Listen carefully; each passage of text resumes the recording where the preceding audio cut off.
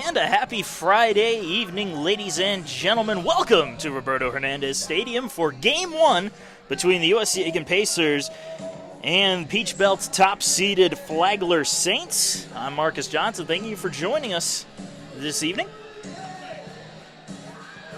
Pacers have a tough matchup ahead of them, as we said. Flagler coming in with an 18-9 overall conference record, the best record in the Peach Belt Conference. Pacers, the number 4 ranked team in the Peach Belt Conference, though, at 14-10 in the conference. Overall, these two teams, Flagler 27-19, USC Aiken 25-19, bit more even in terms of their overalls.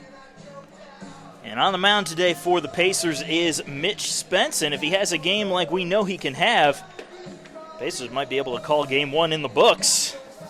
Spence working with a 4.99 ERA, a 6-4 record in 12 starts, 13 appearances. Has one complete game, and that one was an absolute gem. 70 and a third innings pitched, 69 hits, 47 runs, 39 of those earned, 28 walks to 76 strikeouts, and opponents with a 246 batting average against him.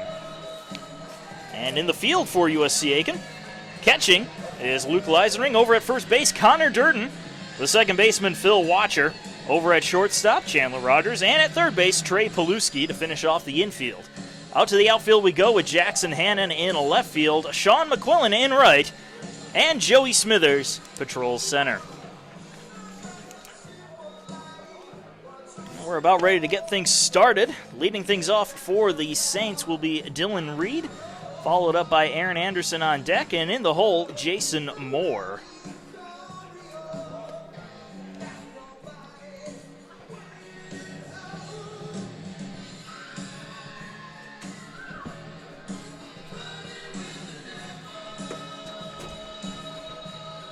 Leading off the top of the first, the center fielder, number 22, Dylan Reed. Well, we're about ready to get things going. Reed stepping up to the plate. Mitch Spence ready on the mound.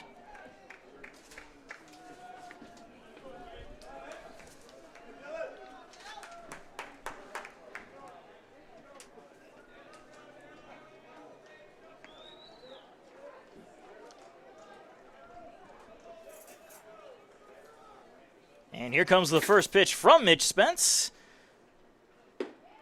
Misses low for ball one. We're underway here at the Burt.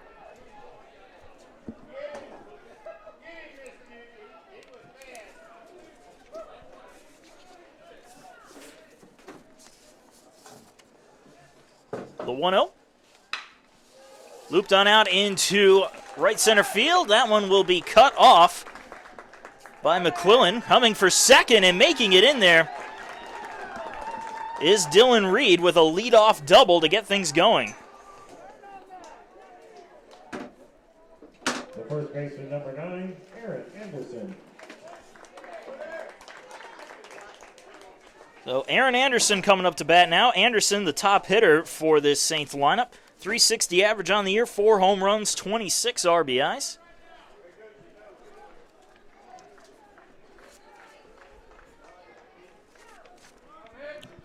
Leadoff man is at second. Saints with an opportunity to strike early. And the pitch is in the dirt. Leisering keeps it in front of him, though.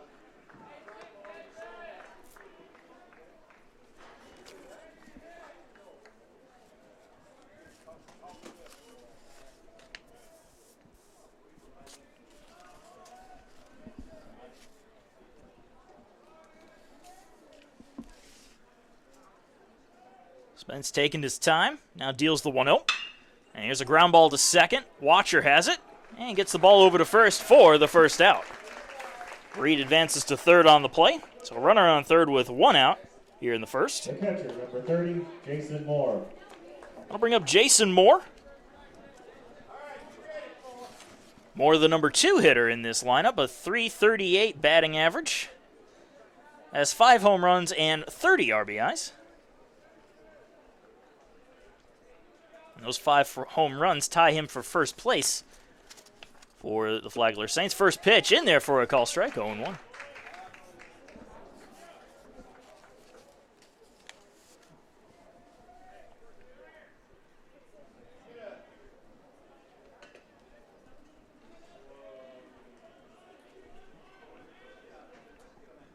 The 0-1.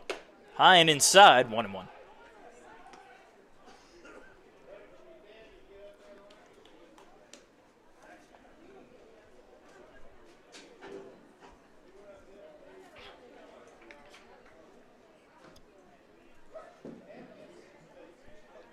One on its way.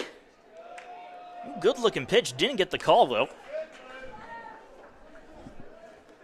2 balls and a strike to Moore.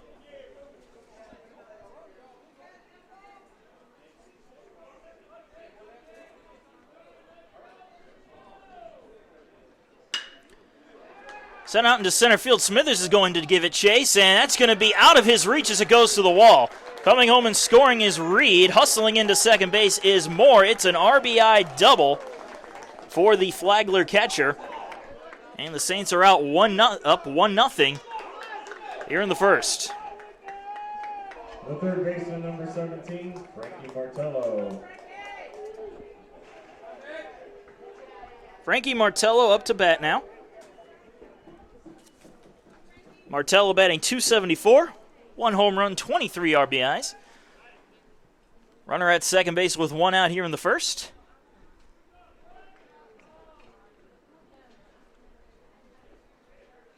And the first pitch is fouled off for strike 1.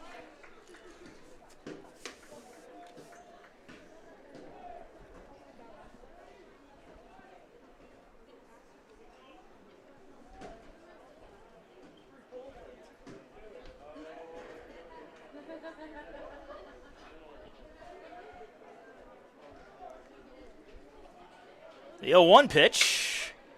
Fly ball out into right field. McQuillan there and unable to make the catch. McQuillan had it in the glove and then dropped it, fighting off the sun. I'm sure that played a little bit of, had a little factor in on that play. So an E9 on the score sheet puts runners on the corners. Sean Lawler. Sean Lawler will come to the plate now. Lawler with a .313 average, 5 home runs and 39 RBIs. And his 39 RBIs put him alone in first place in this Saints lineup.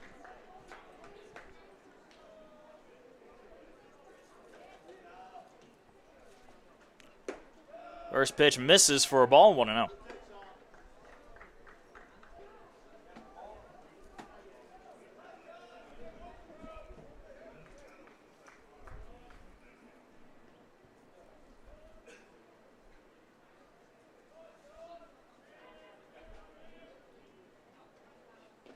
Ball in the dirt, gets away from Leisenring, but the runners will stay put.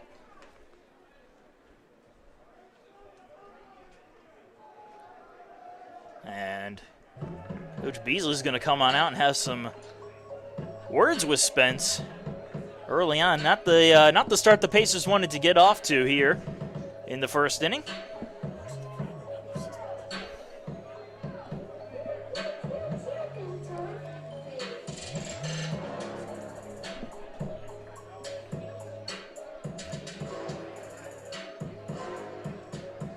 Trying to calm Spencer down a little bit. A little fluster out there on the mound.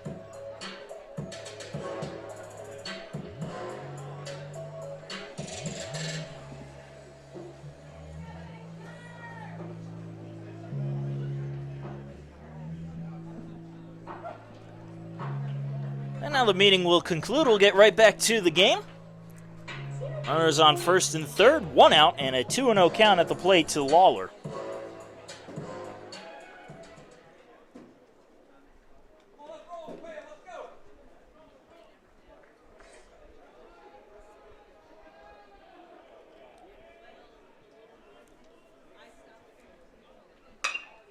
Here's a chopper to second. Watcher has trouble with it, bobbles it, and that's going to allow everybody to reach safely. A run scores on the play. And that will most likely be an E4. Runners on first and second now. The right fielder, number 27, Connor Lespina.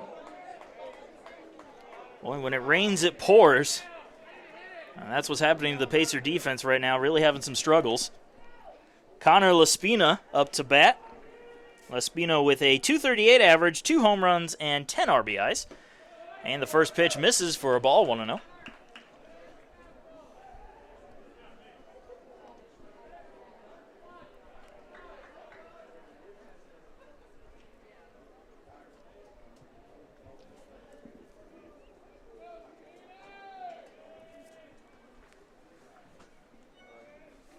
Spence taking a little extra time, deals the 1-0. Fouled off 1-1.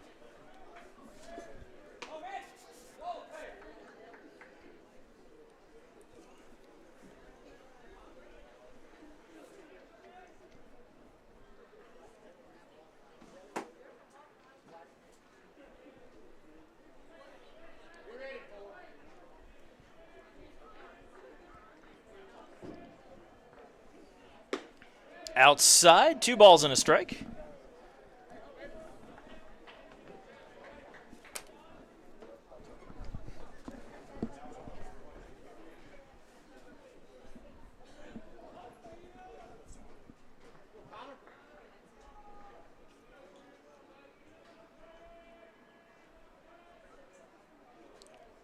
And now the 2-1. Check swing, foul ball. And moving the count to 2-2.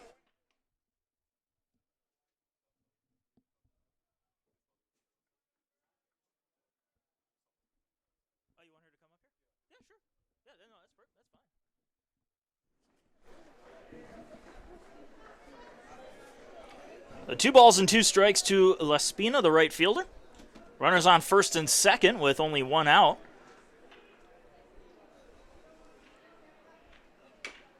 And a foul tip. Lespina just catching enough of it to stay alive. So we will do it over.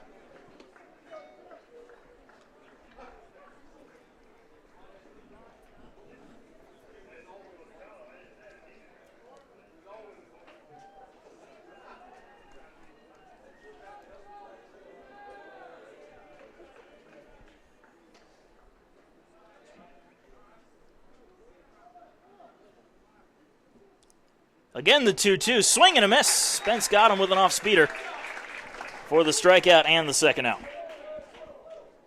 The shortstop, number 7, Steven DePuglia. Steven DePuglia up to bat now. DePuglia batting .236 on the year. No home runs, 16 RBIs.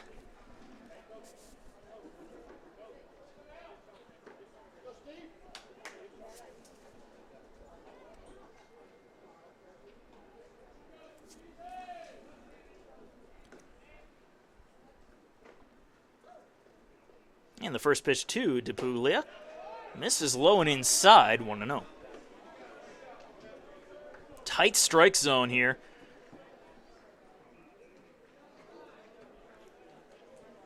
Spence has got to hit it on the mark in order to get the call.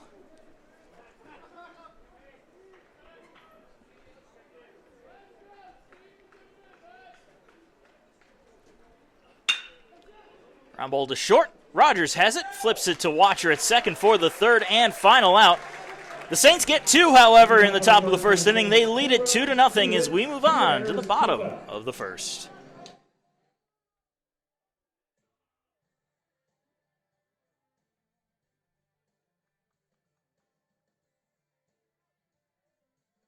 Now, okay, so Flagler drove in a run on an error, but that would still be, I still think that would be scored an earned run because the guy was coming home regardless. Okay, so yeah, all right. And then would that be an RBI though? Yeah, okay, so yeah, okay, do score him the RBI.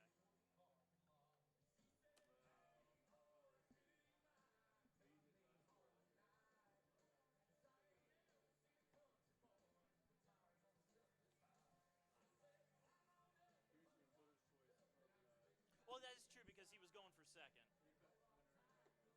Oh.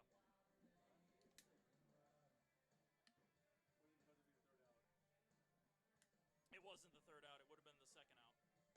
Because there was an error and then there was a second error. Yeah. That's how I've got it scored, so. Yeah. Well, I'm the one that really meant.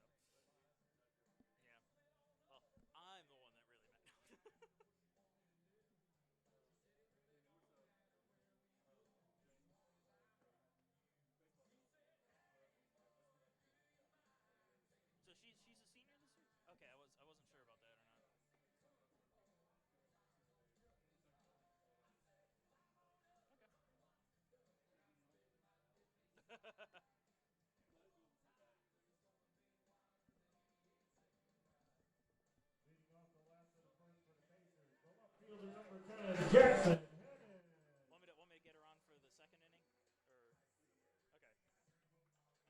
inning? Okay. And welcome back. Bottom of the first inning about to get underway. Jackson Hannon will lead it off for the Pacers as they trail the Saints 2-0. Hannon batting .276 on the year. 2 home runs and 16 RBIs, and the man he is facing on the mound is Cooper Wallace. 3.50 ERA. As Hannon lofts that one out into right field. Going over and making the catch is Lespina for the first out. Can't even get through his stat line before something happens. The shortstop, number 2, Chandler Rogers. I'll bring up Chandler Rogers, the shortstop, and before we get into his numbers, let's talk about Cooper Wallace's numbers. A 3.50 ERA, an 0-1 record in 6 starts, 7 appearances, 18 innings pitched, 21 hits, 8 runs, 7 of them earned, 9 walks, 15 strikeouts, and opponents batting an even .300 coming into this game. First pitch to Rogers is in there for a strike. Now the stat line on Rogers, a .314 batting average, no home runs, 27 RBIs. The 0-1 misses low and inside for a ball, 1-1.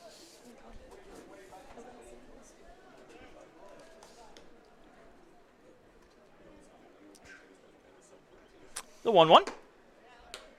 Outside corner for a strike. 1 ball, 2 strikes to the Pacer shortstop.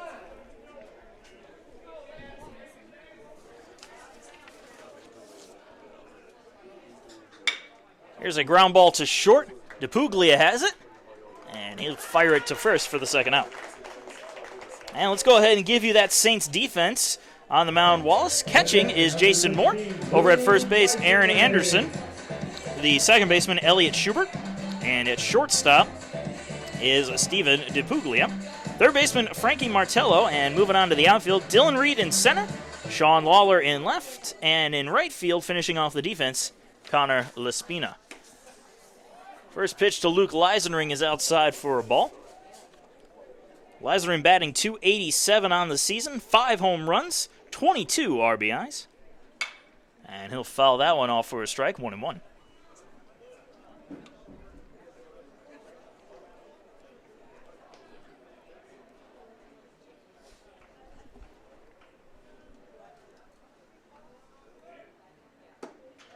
Down the middle for a strike, 1-2.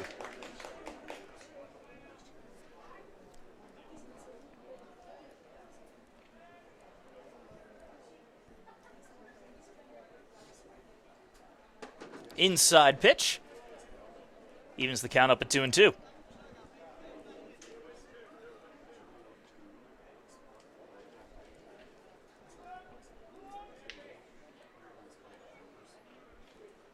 And the 2-2 on its way. In there for a call, strike 3.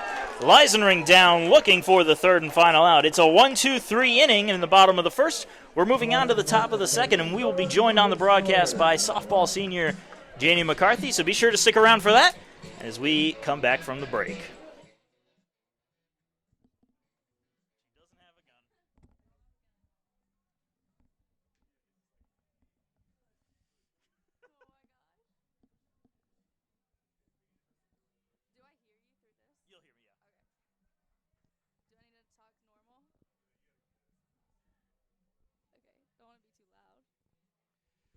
Hi, it's really great to be here.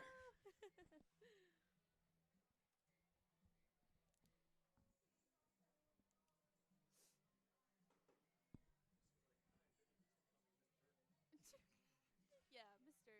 Over at first base. What?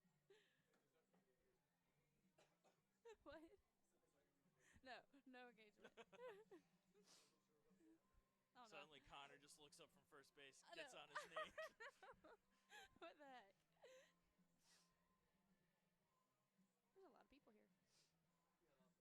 lot of people here.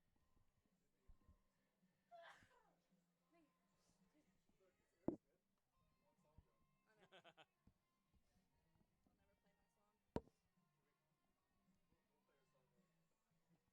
On senior day? Yeah. I'll walk out to that senior day. I can walk out to that. I should have walked out to that. That'd been cool. Yeah.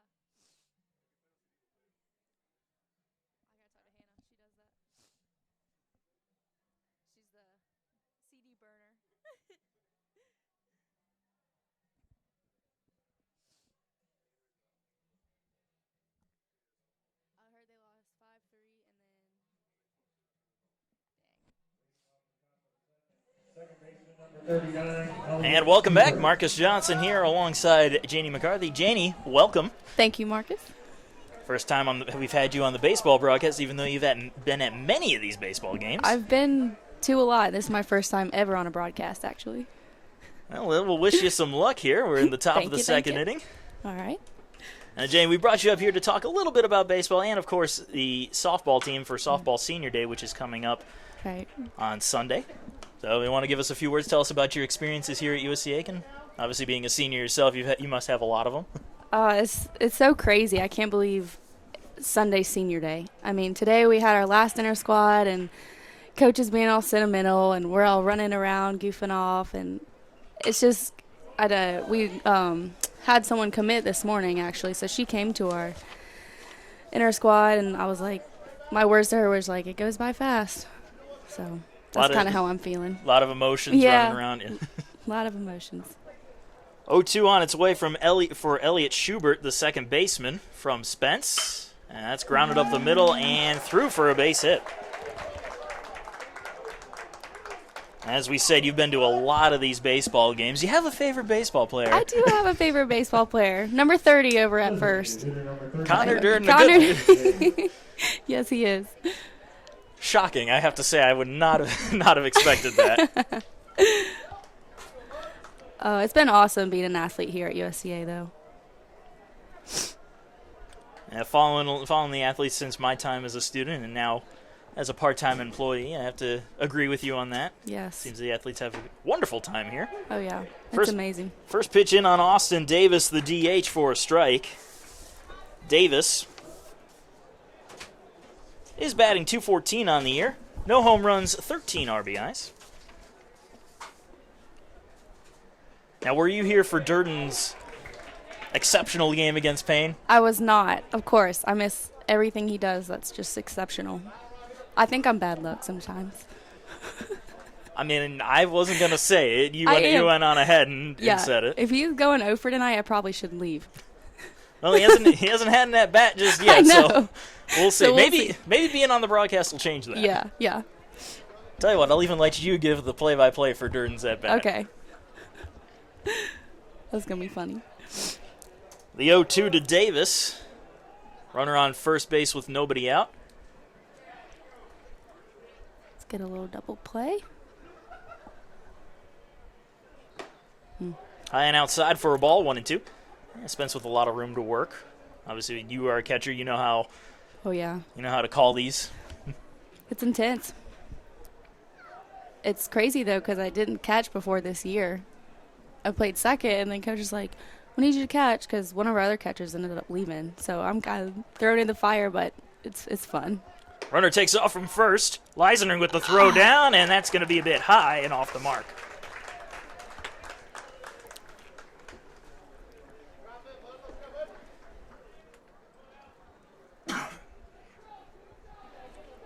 So a stolen base for Schubert puts a runner in scoring position now with a 2-2 count at the plate.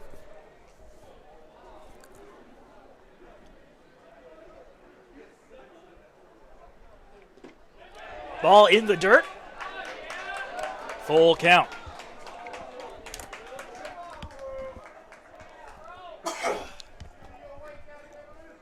I wish baseball did cheers like we did at softball. Throw it in the dirt. Yeah. The infamous throw it in the dirt cheer. We do that up here in the broadcast booth. I'm not even joking. Maybe one day they'll adopt the cheers. I don't know. They're a little too... too prideful for that. Ooh. Low and inside. Good movement on the pitch. Couldn't get him to go around. Davis with a walk to put runners on first and second. So you talked about your final year with softball here, but can you give us some stories, some of your favorite safe stories from being not from too many of softball? those. Oh man, I always just revert back to my freshman year. Seems so long ago. Conference tournament. We haven't made it to conference tournament in a while, but that is an awesome experience, and I'll never forget that. That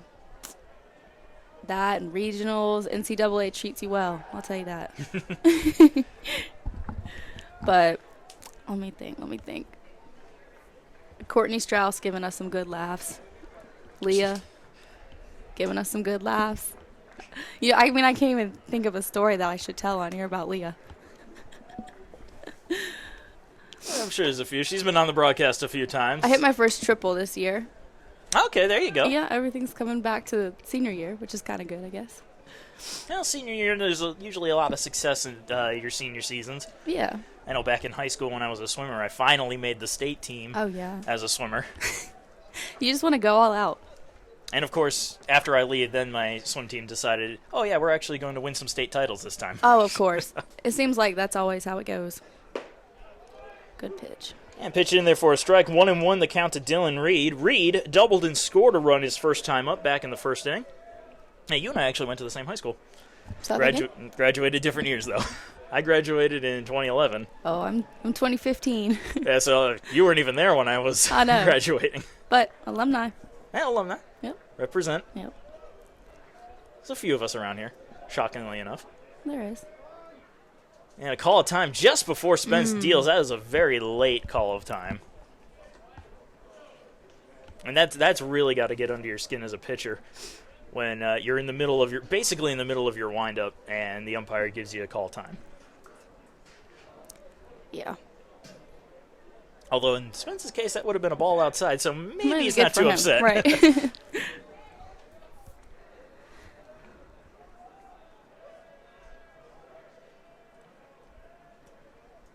Ball games. What's your impression of this team right now? Just give us a general observations of them. They have a lot of talent, I think. Good team. Good all-around team. Good all around. I think there's a lot of people competing for some positions, which is kind of cool to watch. Check swing. He went around. Dylan Reed down on strikes for the first out. Yeah, not really anybody that you can rely on if you're opposing scouting, looking at these guys. Yeah. Everybody plays an important part. Very critical. It's kind of, I almost feel like I said, everyone's competing. I mean, people are waiting at their chance. Kind of, I think that's good for the future of the team, too. So up to bat now, Aaron Anderson grounded out. His first time up, 0 for 1. Pitch outside for a ball, 1-0. And this team there's been a lot of changes throughout the defensive lineup, too.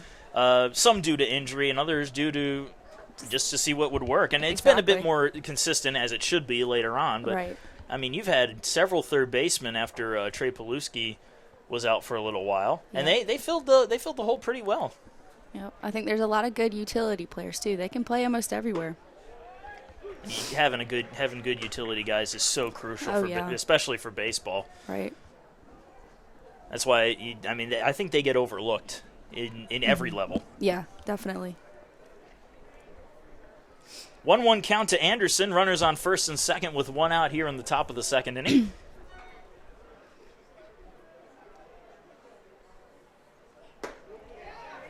On the outside corner for a strike, 1-2.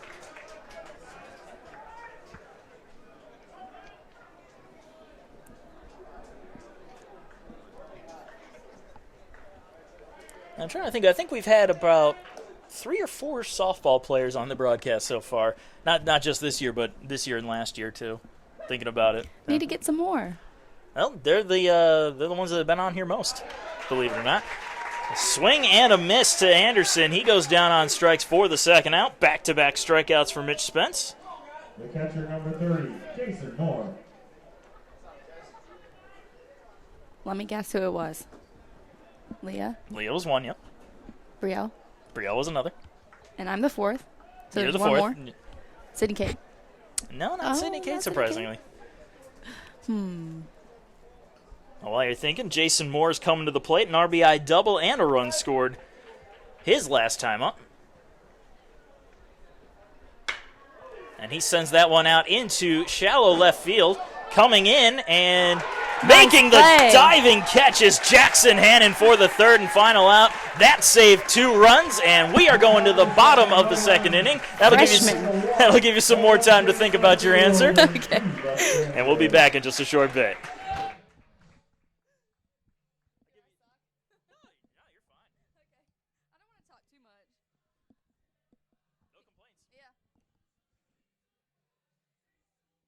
so long as you don't say any swear words, you're Right, I know. Like, come on! Other people are watching. Yeah, I know. Yeah, Yep. right, okay. She's been good. I make sound effects, I'm trying not to do that. I'm like, oh, yeah. Oh. Yeah.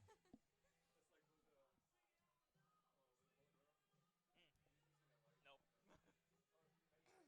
I've seen Major League. Oh, yeah. All right, I'll give you a hint. Okay. It was a name you mentioned. They're on the team now. Cindy Berg? No, not Cindy Oh, I Bird. said Cindy Kate, so. Oh, Courtney. Courtney. Courtney did it? Courtney was on for I a was little gonna bit. say her, but I was like, I don't ever see her up in the stands, so I didn't. Maybe last year she did it. Yeah, she came up last year. Oh my god. No. She will hate you. Oh, God. Oh, I'm going to be shot. I'm going to be shot. Are y'all gonna like talk about stats? Because I don't want you talking about mine. Leading off the last of the second for the Pacers. The first baseman, number 30. You gotta talk about HB. And we're back with the bottom of the second inning, and Connor Durden will lead it off. And after I give you the stat line, I will let you call his at bat. All right, sounds good. Connor Durden with a .309 batting average, 9 home runs, which leads the squad, and 43 RBIs, also leading the squad. And a lot of those RBIs came in the last game. Oh, go, go, go, go! It's back. Home run! Woo!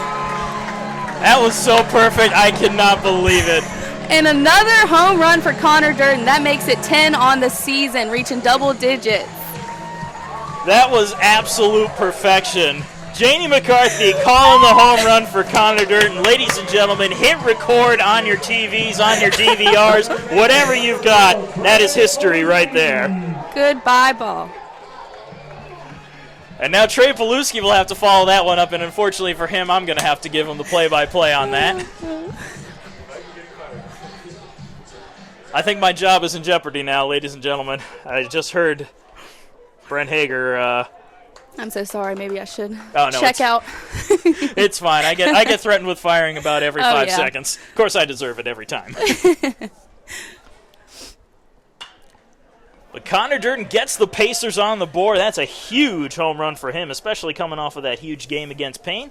10 RBIs, which is a single game record for USC Aiken and ties a single game record for the Peach Belt Conference. Paluski coming in with a .283 average, 2 homers, and 16 RBIs. And he faces a 1-2 count at the plate.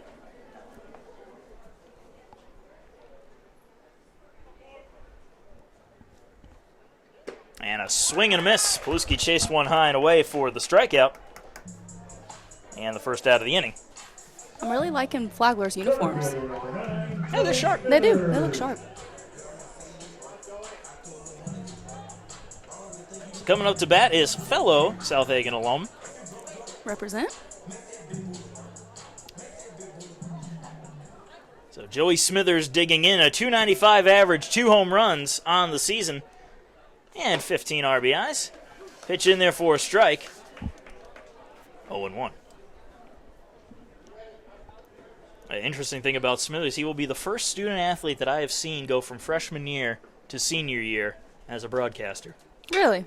Yep. That's pretty cool. Fly ball out into the gap in right center field. This will be a tough play, but making the catch is Lespino right on the warning track and on the run for the second out. That stole a extra base hit away from Smithers. I tell you, he gets some tough breaks out there. He really does. He gets a hold of the ball, but just good defenses that have been stealing base hits away from him. There's always that one person that happens to. And now we'll see Phil Watcher come to the plate. Watcher, .285 average on the year. No homers, 19 RBIs. And another interesting fact about Joey Smithers, he's the first player to go from bat boy to student athlete here at USC Aiken. Those little bat boys, so cute. And we'll say Watcher went around, so that'll be a call strike 2.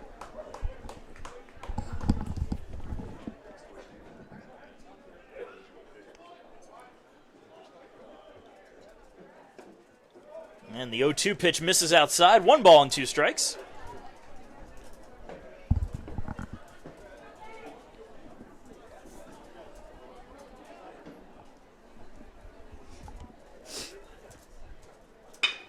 Soft ground ball to short. DePuglia has it. Fires to first and gets it there for the 3rd and final out. But Connor Durden hits a solo home run to lead off the bottom of the 2nd inning, and the Pacers have cut the lead in half. It is 2-1, moving on to the 3rd.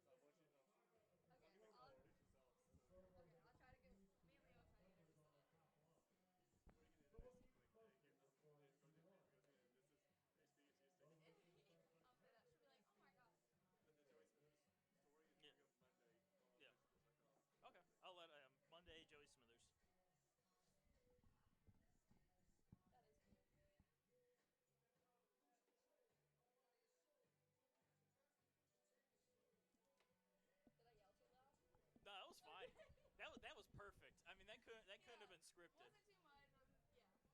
I love that. That was great. Jordan with a dinger.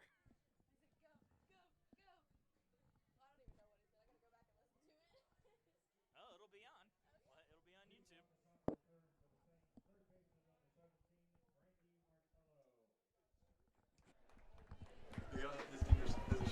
And welcome back. We are here in the top of the 3rd inning.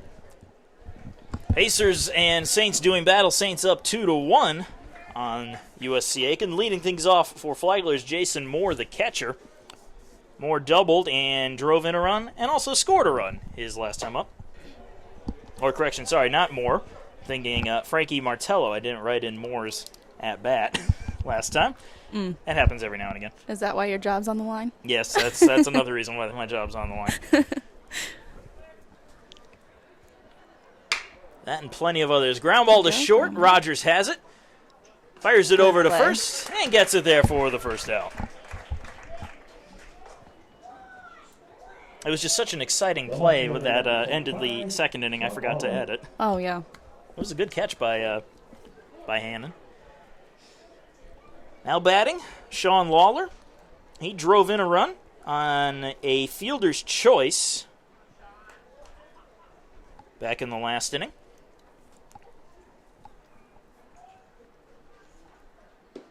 Spence with the curve gets it in there for a strike, 0-1.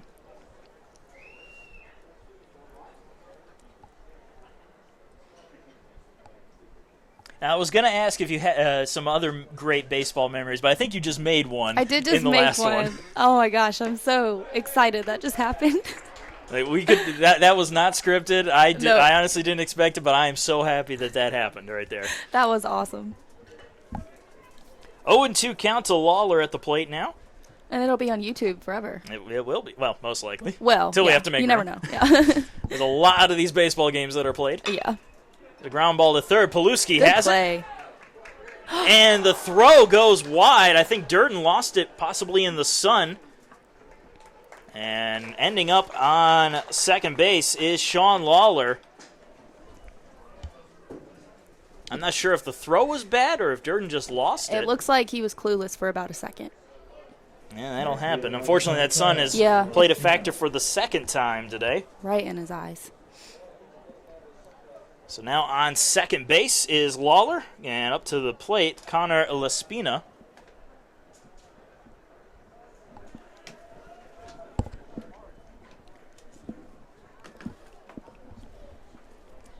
First pitch to Lespina is low and away for a ball. Now, there have been a lot of senior days here at USC Aiken, but last year was a very unique one. Janie, honestly, do you think anything will top that engagement for Chandler Terrapin at last year's senior day? I really don't. We were all in tears, and it was. Oh, I don't even know. It was so exciting because Chandler, she was around for a while, so she was. It was about time for her and Will to get engaged, but that was a great way for her to go out, and I don't think anything will top that unless I hit a bomb or something. Well, of course, for you that would be. Yeah. That definitely would top that. As a whole, though, no. They're actually about to get married. I was about to say next week or something. I heard their wedding was coming up, so yeah. So they made it. Congrats to them. And now the 2-0 on its way. Another ground ball to Paluski. He checks the runner. Good check. Throws to first and gets it there cleanly for the second out. It was funny because when he asked, we all said yes for her. We were all around the pitcher's mound, and he got down on a knee, and we started crying, doing our hands, and yes. So basically what you're saying is their marriage is built on peer pressure. Yeah, pretty much. No, it was crazy. Now, did you all know that was going to happen? Yes. Okay, because Yes. I knew before the game because they brought me a CD to play, and I'm just sitting there going, oh, God, I hope I don't play the wrong one. I know. No, we all knew. I think she might have had some kind of idea it was coming soon, but she didn't know when. So I think because he did it at the end of the game, she wasn't expecting that. So that was even more exciting. It was one of those things. She knew it was coming. She didn't know when. She Right. didn't know how. Yep. And then, boom, She had her they hit her nails with done that. for like a month. She was just waiting. And the 0-1 pitch to DePuglia is a curveball inside for a ball. DePuglia grounded into a fielder's choice in his last at-bat to end the first inning.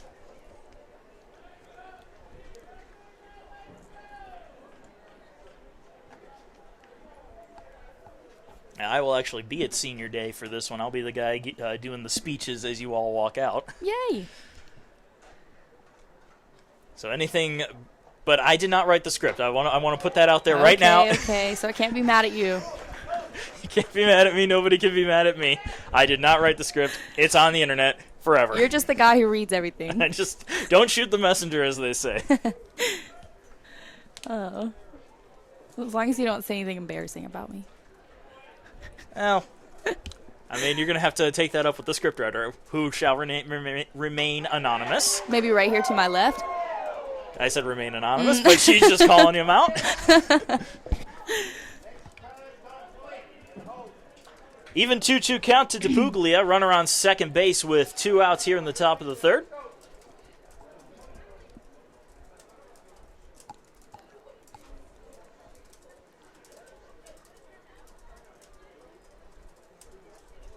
Low and away, backhanded by Lysering just to keep it in front of him. So full count, 3 balls, 2 strikes, 2 outs. Runner on second. Big pitch coming. They say the payoff. The payoff pitch. I should do this for the MLB. I mean, get Hey, some I practice think- in. You never right. know. Yeah, maybe one day. Forget about my exercise science degree. That's why I said when I went for a communications degree. Yeah.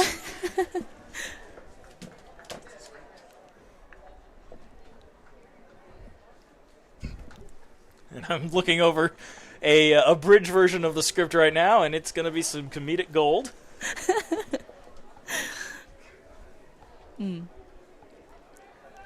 But if you want to hear the script, you'll have to come out to the softball game That's on right. Sunday. 3 and 5. Another 3-2 grounded fair down the third base side. That's going to easily score Lawler. Headed for second is DePuglia. He's going for third, and he holds he'll up. take a quick stop at second base. Either way, it's an RBI double for Steven DePuglia. And Flagler gets that 2-run lead back. It is 3-1 now. Number 39, Elliot Schubert. Elliot Schubert will come to the plate. Schubert singled and stole a base in his first at-bat. Runner still on second with 2 outs. A little consolation for Spence. That was at least an unearned run. Small consolation, but a consolation nonetheless. Got to try to find the positives. That's right. Good curveball there from Nice. Spence. In there for a strike.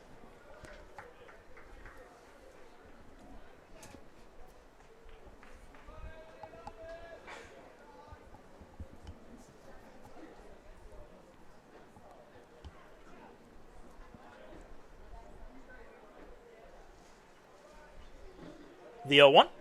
Fastball fouled off, 0-2.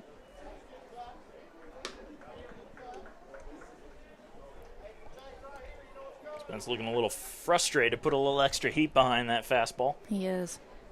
Sometimes that can work in your favor, though. I know some athletes, they need to get angry to a little do fire. well. Yeah. He's doing well, though.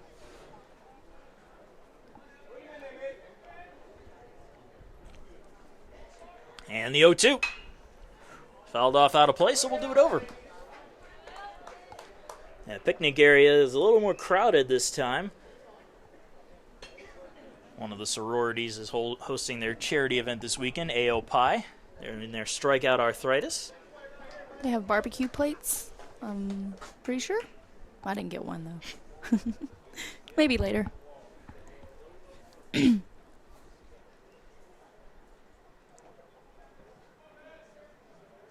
And once again, the 0-2.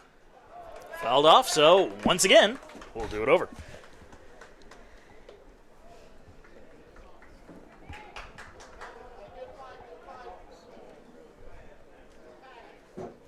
Pretty good crowd tonight.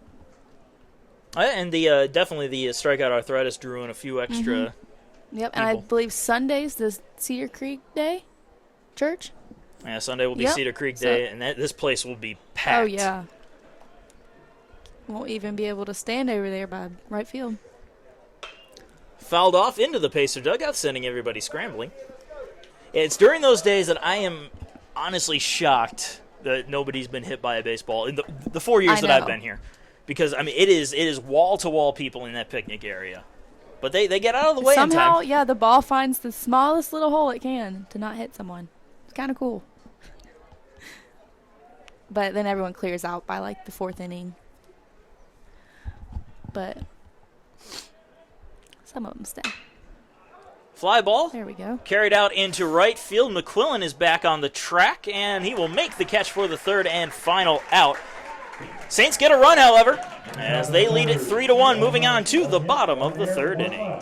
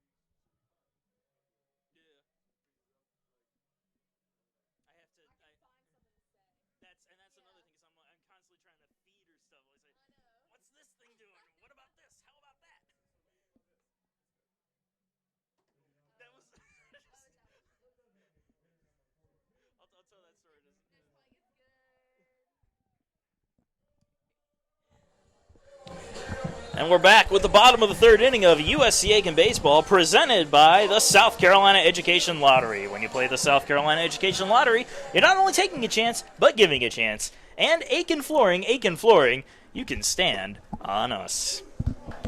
First pitch to Blake Jenkins, who's leading off the inning, is in there for a strike. Jenkins, the DH in today's game. Oh, wow. He hasn't DH'd this season, has he? I don't think he has. Not that I know of, no. Usually, He's got a good bat, though. Yeah, Jenkins batting .258 on the year, 3 home runs, 22 RBIs. Nice.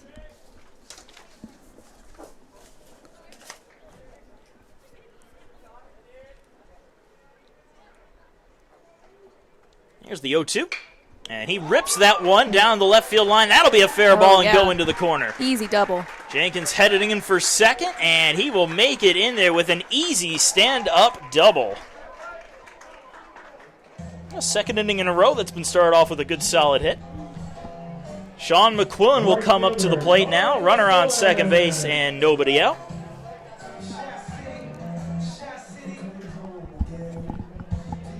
McQuillan is fast.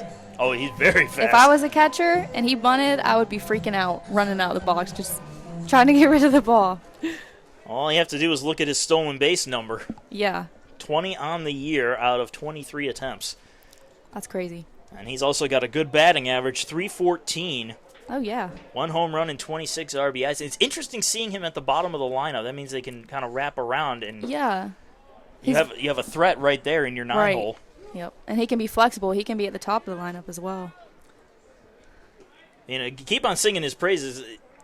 He has been great defensively, too. He's made some phenomenal plays. I remember in the game at SRP Park the other day, 2 fantastic catches in an outfield that he's not used to the dimensions of. Yeah. I mean, that was just spectacular That's defense. awesome, yeah.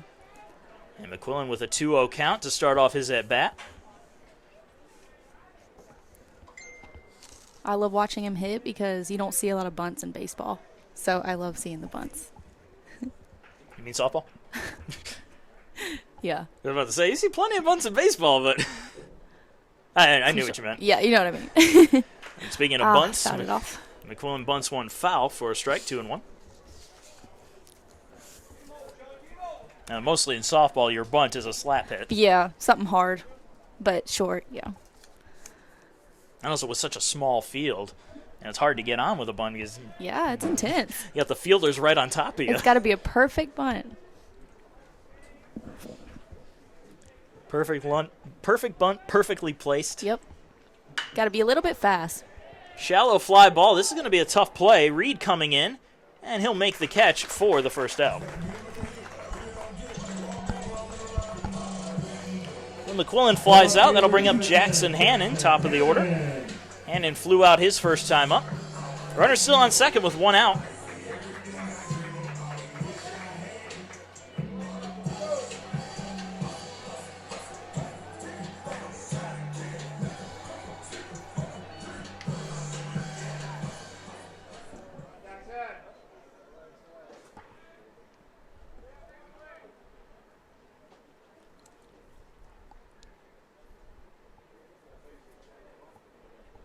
First pitch on its way to Hannon. He fouls that one straight back for a strike, 0-1.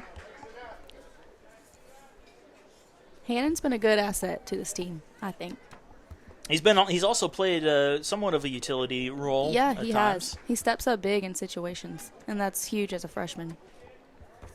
He's gotten a lot more. He's seen a lot more action too. Yeah. He's gonna evolve into a great player, I think. Pitch down the middle for a strike, 0-2. And we were talking earlier about this Pacer team and you know, your analysis of them, my analysis of them. But this whole Peach Belt League has been very close, a very close race, even down to the wire here. Honestly, I mean, it's all going to come down to who has the best record. Check throw over to first base, second base. First base is over to my right. First, second, third. That goes back to my first year. I'll never live that down. You got to know where the bases are. But, I mean, the regular season champ is going to come down to who had the best record at the end of the year. But honestly, when it comes to the tournament. Yeah, anything can happen in the tournament. And there really isn't a favorite, in my opinion. Trouble. Diving in there, unable to make the catch was Lespina. He's a little slow getting up. Score. Jenkins coming home. The throw home is not in time. And making it in to third base with the RBI triple is Jackson Hannon. For a moment, I thought somebody may have gone down out there, but nope, everybody's up. And Hannon with a big RBI triple to bring the Pacers back within 1. The shortstop number 2, Chandler Rogers. So Chandler Rogers to the plate. Runner on third base with only 1 out. Big spot here for the Pacers shortstop. Again, who's 0 for 1 today. Chance to tie this ball game up.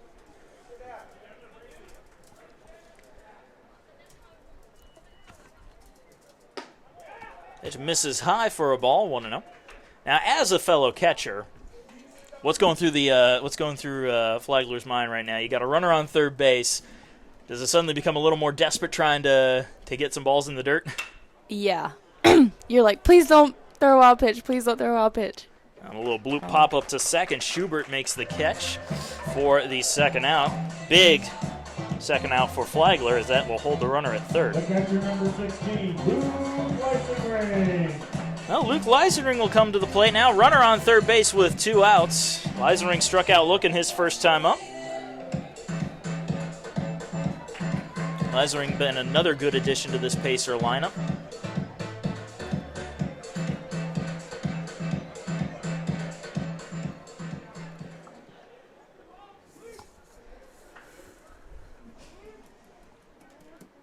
Swing and a foul tip for strike one. 0-1.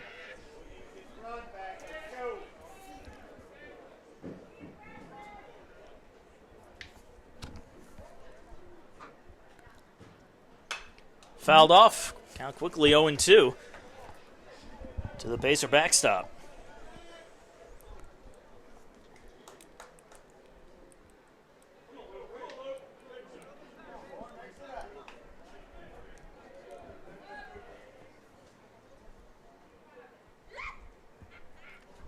And the 0-2. Down and away, 1-2.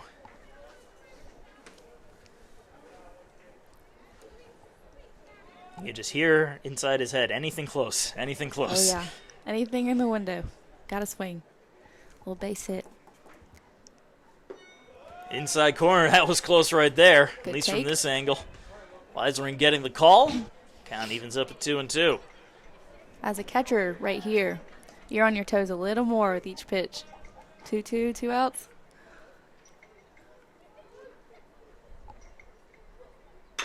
Leisingring, this is a chopper to third. Martello with it, throws it to first and gets it there in time for the third and final out. The Pacers get another run. Thanks to the RBI triple from Jackson Hannon, it is 3-2 as we move on to the fourth inning.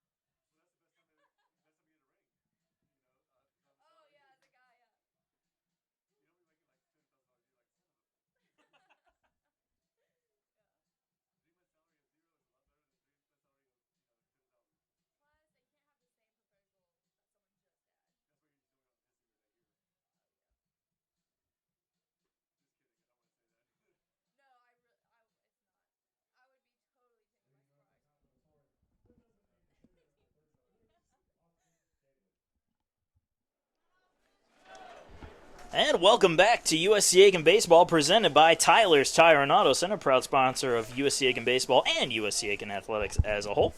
Marcus Johnson alongside Janie McCarthy of the softball team, bringing you the live action. As Mitch Spence deals the first pitch of the inning, a chopper to first base. Durden makes the play. Durden takes it himself for the first out. One pitch, one out. One of a pitcher's best friends. Center fielder number 22. So Austin Davis will sit down as the first out on the 3 unassisted. And they'll bring up Dylan Reed, 1 for 2 with a double and a run scored.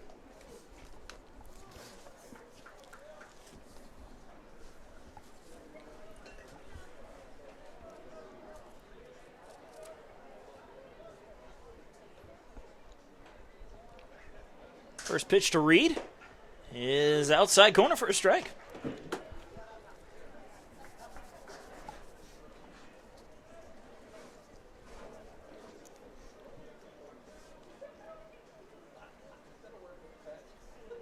The 0-1.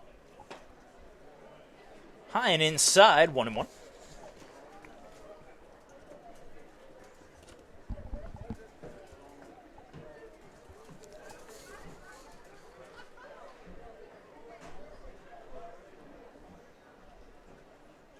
Curveball misses outside, 2 balls and a strike. Reed's got 44 walks on the season. Sees the ball well then. He does. That's a lot. And the 2-1. High and away for a ball, 3-1. And Reed working with coming into today's game a 400 on base percentage. And those of you that subscribe to Moneyball know that that on base percentage is a huge factor. Low and inside, ball 4. Reed with the walk. I jinxed it. Nah, there's no such thing as jinxing it. That was going to happen anyway. And Anderson will come to the plate now. Runner on first with 1 out. Anderson 0 for 2 today.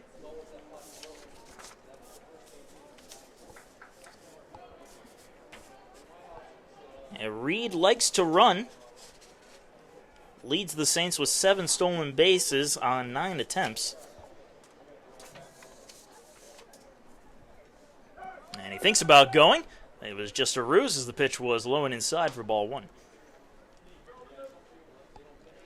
Now, they do that all the time in softball because you have to start off on the bag, but in baseball, it's really got to play with your mind. Yeah, I couldn't imagine. Now, I believe we asked Aaliyah this question, but so I'll ask you this question as well. But check throw to first, not in time. But would you rather start off on the bag like you do in softball, or would you like to be able to have a little bit of a lead? Because when you're starting off on the bag, there's no chance of getting picked off. But when you have the lead, you're a little closer to the bag. I think it'd be kind of cool to start off with a lead. All right. And then you'd have a shorter distance to run, too. That's true, but I mean, you got to pay attention to the Yeah. pay attention to the pitcher. That actually might not go so well with some people on our team. They just freeze. Curveball in the strike zone, evens the count at 1-1. I know for a fact from way back in my playing days, and not T-ball as some people would say, I did not like taking a lead at all. If I couldn't reach out and just touch the base, I was not comfortable. Yeah. Which explains why I didn't make it very far. When I get a lead, I don't play with the catcher. I'm not slow, but I'm not fast. I'll say that. Got to have room to get back or take off. You never know what I'm feeling.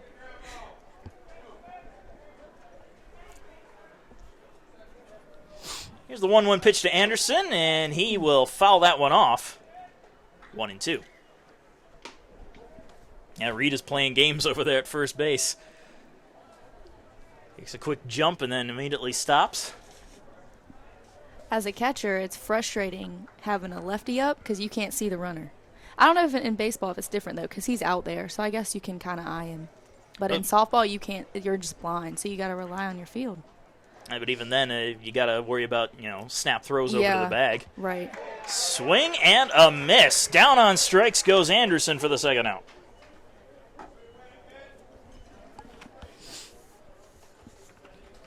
The catcher, number 30, Jason Moore. Now Jason Moore will come to the plate. Moore with an RBI double, a run scored, and a flyout. Of course, this flyout was not a conventional flyout. It required Jackson Hannon to lay out in left field to make the catch. Runner on first base with 2 outs here in the top of the 4th inning. Score is 3-2 in favor of the Flagler Saints. First pitch low for ball 1.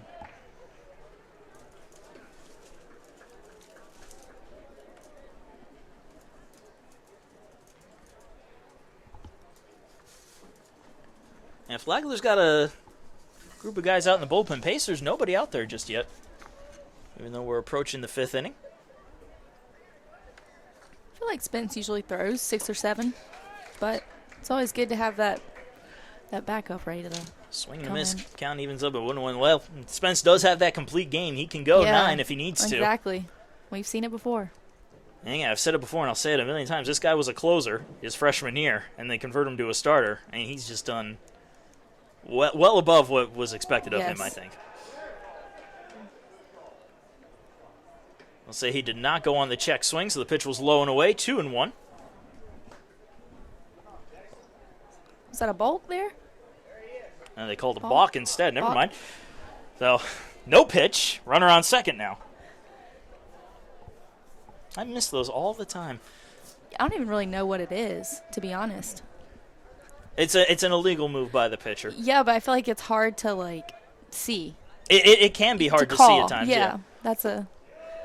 Yeah. Sometimes it's just the slightest little flinch of the pitcher, or they don't set properly. They don't come to a full stop.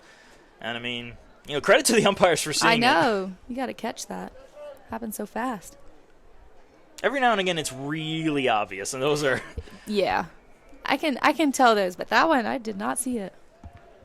But what do I know? Good pitch from Spence into the strike zone. Count evens up again at 2-2.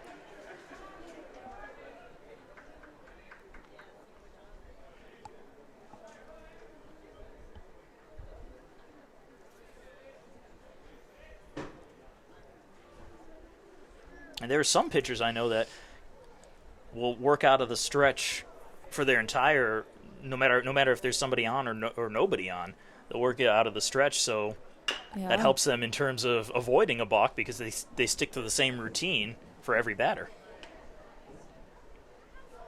Maybe work a little slower. It controls the tempo of the game too.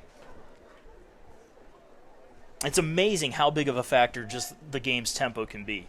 Oh, I know. You can be out here for 5 hours. You can be out here for 3. That's why I like softball, because we can play 2 games within 4 hours. I was telling you that the other day during that 4-hour-plus game against Catawba. Oh, yeah. That was, oof. I was saying, you guys would have been done with the doubleheader by now. Exactly. Yeah, speed it up. Right down the middle for a call, pitch. strike 3. More down, looking for the third and final out. One man is left stranded. We're going to the bottom of the fourth. It is still 3-2 Flagler.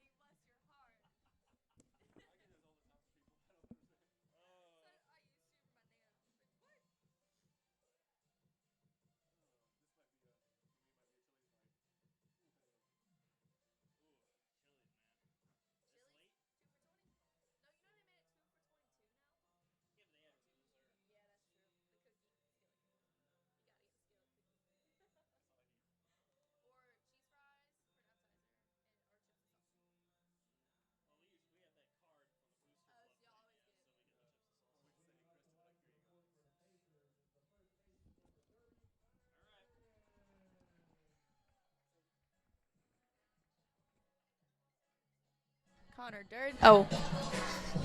And we're back. Janie a little early on the draw there, but we'll let her take over as Connor Durden digs in. Connor Durden back up to bat for the Pacers.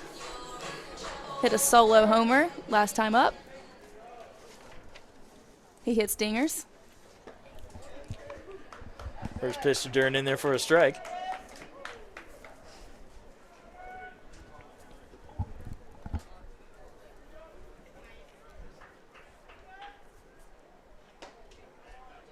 Mm. 0-2 on Durden. He's not liking that outside call. And with an 0-2 again, got to protect. Good take. Throw it in the dirt. The throw it in the dirt cheer ensues up here. Mild compared to what the softball I just have team the does. urge to start the cheer, but I mean, you could do it's the just motions me. all you I want. know. Nobody will see that. No one sees me, so.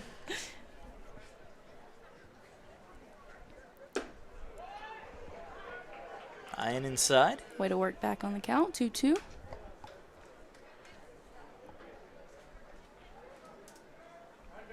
It's the pitch you're kind of looking for as a hitter. However, they may not be throwing to him anymore. 1-run ball game. Good take. Yeah, he's worked the count full. Another pitch in the dirt. Let the cheer commence.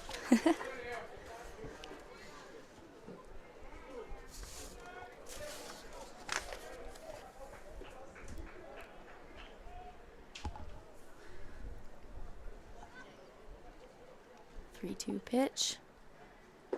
Ooh. Swing and a miss. Got him with an off-speed curve. Turned down on strikes.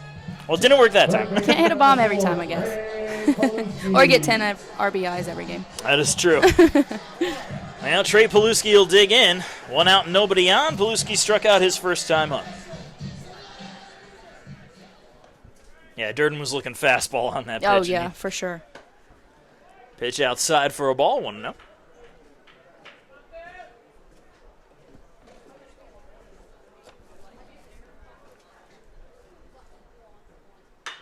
Turns on that one and rockets it foul. 1 ball and 1 strike to Trey Paluski. Paluski's a South Aiken alumni as well. I remember his dad when he coached there. He was also AD. Oh. fouled off for a strike, 1 and 2. He was also my phys ed instructor my freshman year. Oh, really? Uh-huh. It's kind of funny. He was the AD when I was there and the baseball coach. Yeah, I think he transitioned to AD either my junior or senior year. And Paluski gets into that one, sends it out into a deep left field near the warning track, but it will be caught by Lawler for the second out. And that will bring up Joey Smithers. Smithers flew out his first time up, 0 for 1 today. He was baseball coach while I was there. I think he was a vice principal as well, at least my senior year. Yeah. And my junior year is when they went to states. That was a good year, but a heartbreaking year. Oh, yeah. I think I actually went to some of those games. I was in middle school, but I remember them.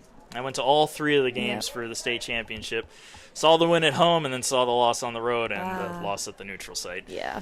To Forrest Kumas, who is a USC Aiken alumni, record holder for strikeouts in a game. Really? Yep, 18 of them. Well. Good pitcher, and unfortunately he was good at the wrong time back in high school. Yeah. Well, now you can look back and he holds a record, so. Holds a record and a national championship. Can't beat yourself up too much about that. Popped up behind the plate. Moore will give chase, but he'll let that end up out of play in the picnic area for strike 1. He holds a South Carolina state championship and a national championship. Must be nice. Yeah, he was up with Carolina for the 2011 one. How cool would that be to hold a record? That'd be pretty cool. Yeah. That'd be pretty cool. But when someone breaks it, you're like, what? That's a little heartbreaking. I know. Like, let me try again. Gotta come back. Do I have any eligibility left? Quick check. I know. So an even count of 2-2 on Smithers. 2 outs and nobody on here in the bottom of the 4th. And a swing and a miss on a slider. Smithers down on strikes for the 3rd and final out. We're going on to the 5th inning. It is still 3-2 Flagler.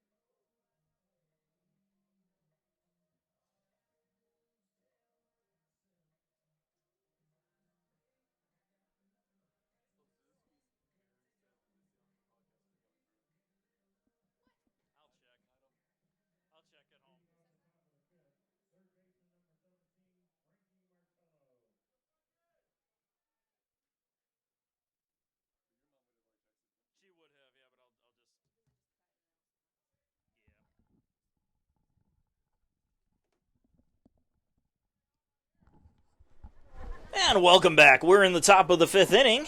Flagler Saints leading the USC Aiken Pacers 3-2. First pitch is high and inside to the leadoff man, Frankie Martello. Martello is 0 for 2 today, reached on an error his first time up. And that ball goes all the way to the backstop as it bounces a couple feet in front of the plate, 2-0.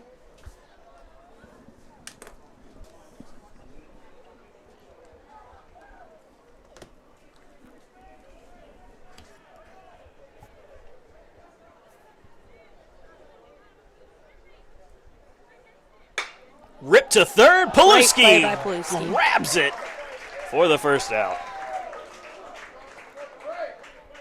Any ball that's hit to third almost seems like you're not too concerned, no matter how well it's hit. Paluski has been phenomenal. He really has. He's stepped up in that role ever since Dalton Weeks left last year. I think everyone was kind of worried he was going to take that over, but he's done it well. Yeah, Weeks was a good third baseman, too. It's been a couple of years where we've had some really top-notch gloves over at third base. Connor Laspina up to bat, 0 for 2, and he fouls off the first pitch for strike one. And since that first inning, Spence has settled in here. Seems to be working with a good rhythm.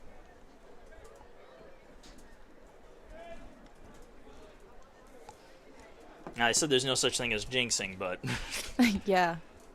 No, you can't go back on your word now. Swing and a miss, 0-2.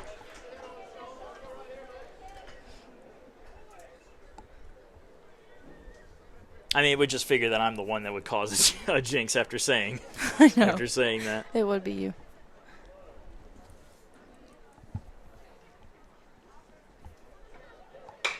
Here's a ground ball to third. Nice backhand by Durden. He flips to Spence for the second out. And Durden flashing a little bit of leather out there. He is. You know, he's also been kind of a utility player. Catching, playing first, stepping up when needed. DHing. Well, he came in as a catcher. Yeah, he did. He came in from South Georgia as a catcher, and he's worked hard all 3 years here. But they've utilized him at first as well. So, it's paid off. Again, earlier this year, earned preseason all-conference honors. Right. First pitch fouled off by DePuglia for a strike. DePuglia's 1 for 2. Grounded into a fielder's choice in the first and doubled his second time up.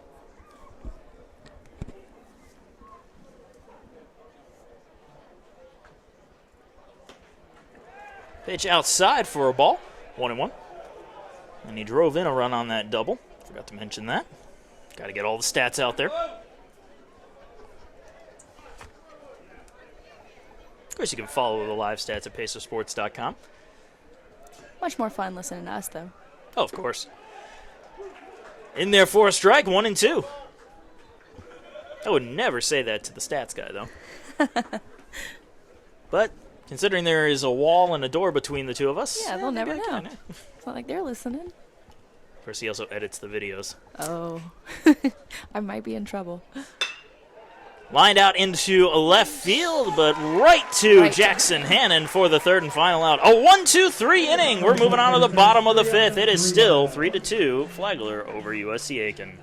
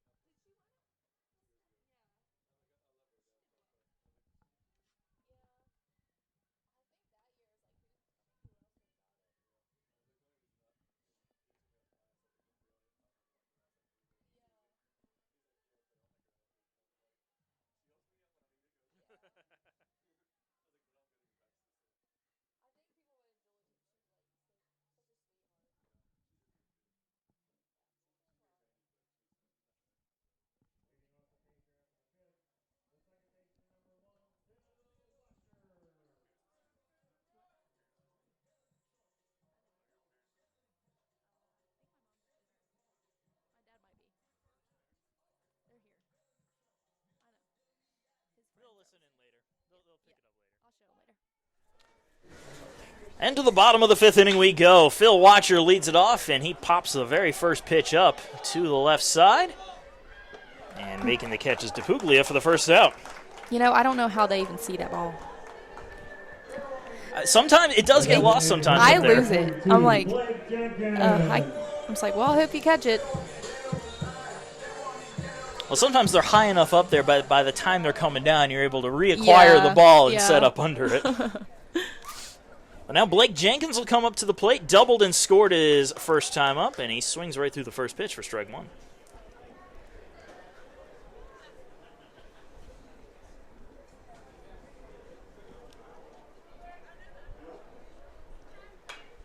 Fouls it straight back, 0-2.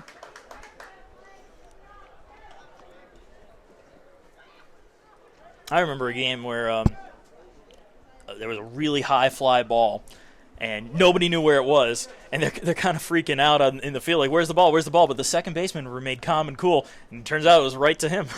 But no one saw it? No one saw it, yeah. But it was so high up, everybody thought it was in the outfield. They had no idea where the ball went. Well, but thank God he saw it.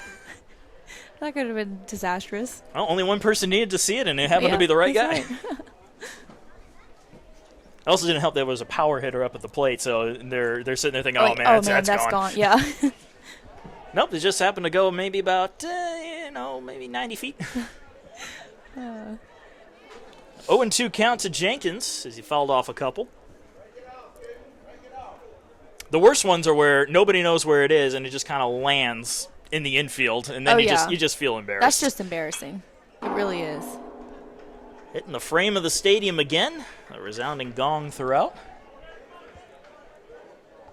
Actually, in the Catawba game, somebody hit the frame of the stadium twice in a row, and everybody was wondering if they do it 3 times, and they almost did. It just sailed a little high on a foul ball. Go buy a lottery ticket. I know, right? From the South Carolina Education Lottery. Diving stop by Schubert knocks it down, but he's not going to have a play. Jenkins will get an infield single. And he's 2 for 2 today. And now Sean McQuillan to the plate. The right fielder, number 8, Sean McQuillan. And here with those high fly balls, you don't have the excuse of a dome stadium like in some ballparks. Like, I know. I lost it in the dome. No, you didn't. You just lost it. You may be able to get away with it with the lights. Yeah. That's a big maybe. Especially in softball when you have a big yellow ball. There's no excuse for that. Well, I never did play softball, so I can't. I can't judge. Relate. Yeah.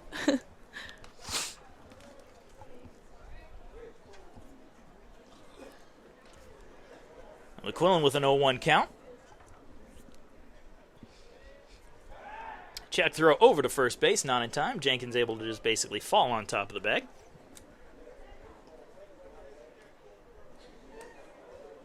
I did play intramural softball here at USC Aiken, but that was completely different. Completely different. Maybe I'll play next year. Oh, I mean, it's worth a shot. Yeah, that'd be fun. No real pressure. Right.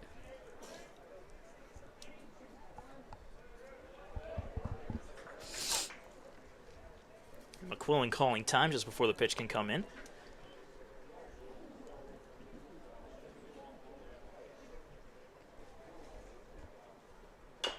And he'll foul that one off, 0-2.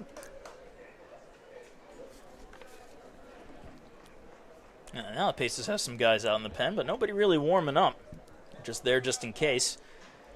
Which honestly, when you get to this point in the game, it's nice to have somebody ready to go because... Looks like they were just stretching out. Yep.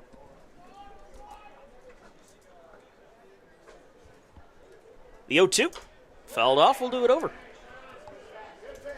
That is the one thing I always look at coaches about, to see if they warm up their pitchers with plenty of time. And some coaches do, some coaches don't. And the coaches that don't, they drive me up the wall because I'm sitting there going... You can't throw your player out there just all rushed. And I can't tell how many times I see a guy get up there and start, throwing heat in the pen, trying to get ready in time. Another check throw to first base, but again, Jenkins back safely. It's better to, as one of the old sayings goes, better to have and not need than to need and not have. That's right. I'm paraphrasing in a way. Yeah. I didn't think about that one. Just kidding. Good take. And curveball missed outside, 1-2.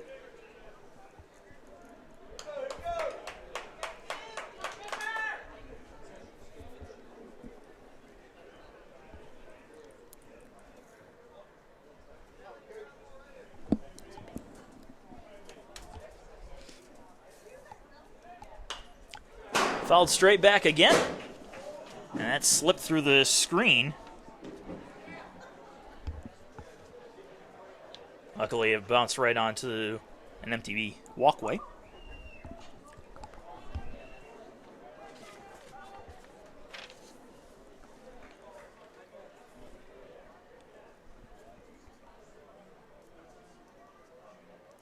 And again, the 1-2. Grounded through the right side for a base hit. Jenkins able to hop out of the way of the ball. Smart base running and a nice solid single for Sean McQuillan. Great at bat for McQuillan. The left fielder number 10, Jackson Hennon. Well, back to the top of the order. This is the first real, I guess you could say, trouble that Cooper Wallace has found himself in. Runners on first and second with only one out. Hannon, who had an RBI triple in his last at-bat, is 1 for 3 today.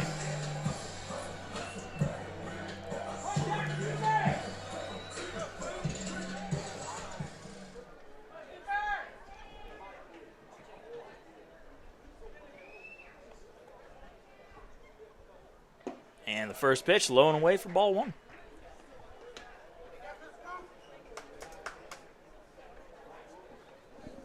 The thing is, Wallace is a bit untested. He only came into this game with 18 innings of action, so 2 complete games.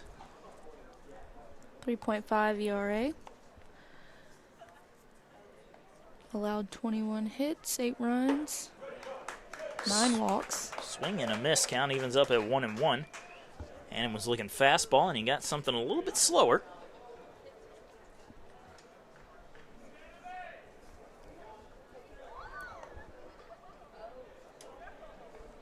Something about a left-handed pitcher, though. It's always they're harder to hit. I'll say that. Fouled off, 1-2. Well, in a lot of cases, you look to your left-handed batters to be your power hitters, and when they face off against a left-handed pitcher, they don't have the advantage of going against a righty, so suddenly things even out a little bit. But yeah, a lot of the aces that you see on teams in many different levels, they tend to be lefties. That's right. Harder to read. The 1-2. Ripped, fouled on the first base side. About maybe 3 or 4 feet foul. Would have been a nice placed ball if that was fair. Maybe another triple. Possibly. Definitely would have scored 1 to tie the game, but instead we will do it over with a 1-2 count.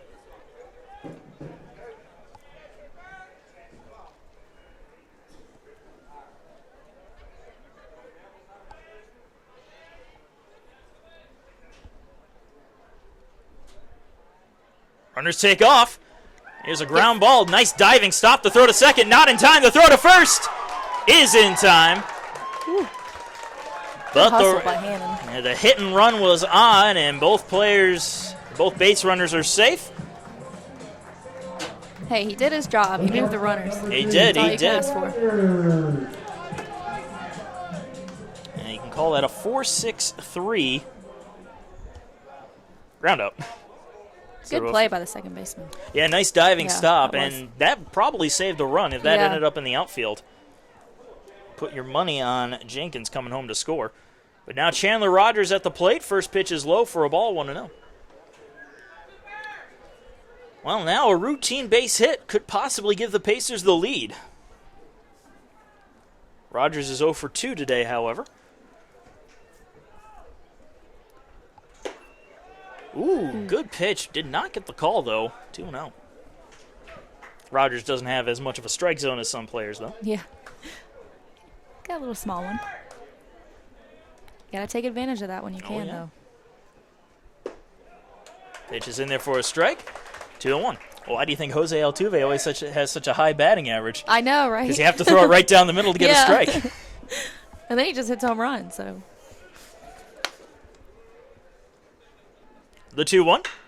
Sent on out into left that's field. Going back. That's deep on the Is track. that gone? At the wall. Off the wall. It's a base hit. 1 run scores. Another run scores. Rogers stops at second, and it is a 2 RBI double for Chandler Rogers.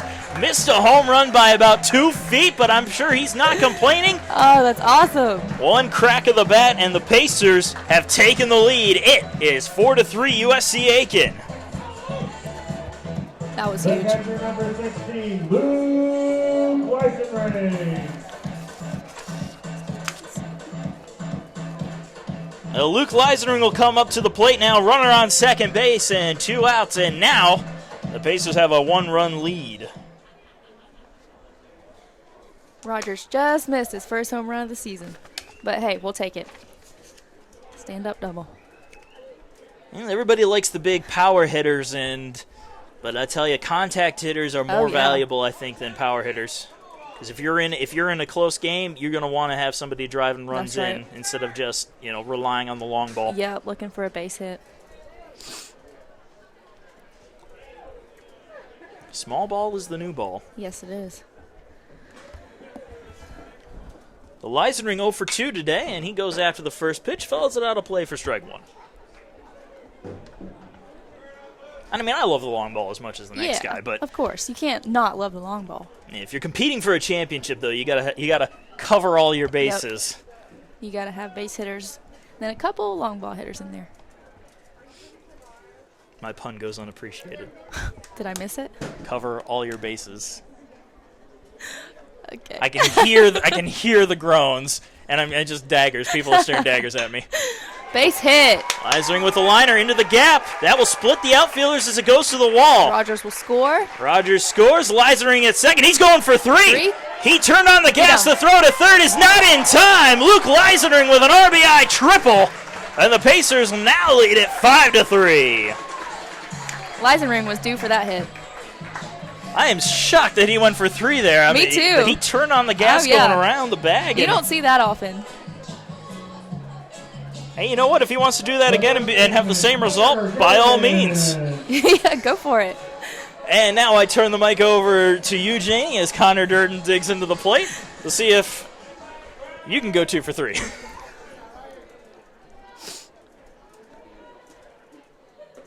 Good take by Durden. 1-0. And Durden as a power hitter. One thing he's looking for here, though, just another base hit, score a run. All you need. Insurance runs, all we need. You've already got the home run. Why not go for the rest of the cycle? I know, yeah. It counts even at 1-1 now on Durden.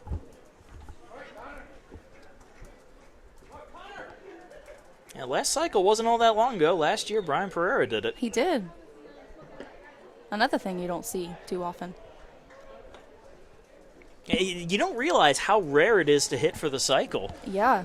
But it is actually a rare feat. You got to have 4 hits. When do you ever get 4 hits? I mean, some people do. I don't. Well, you said it, so I don't have to. 3-1 count on Durden. And they're trying to pitch around him right now. They are. They know he's dangerous.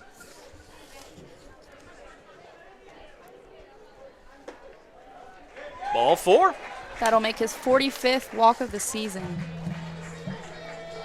Well, the inning will continue. Runners on the corners for Trey Paluski.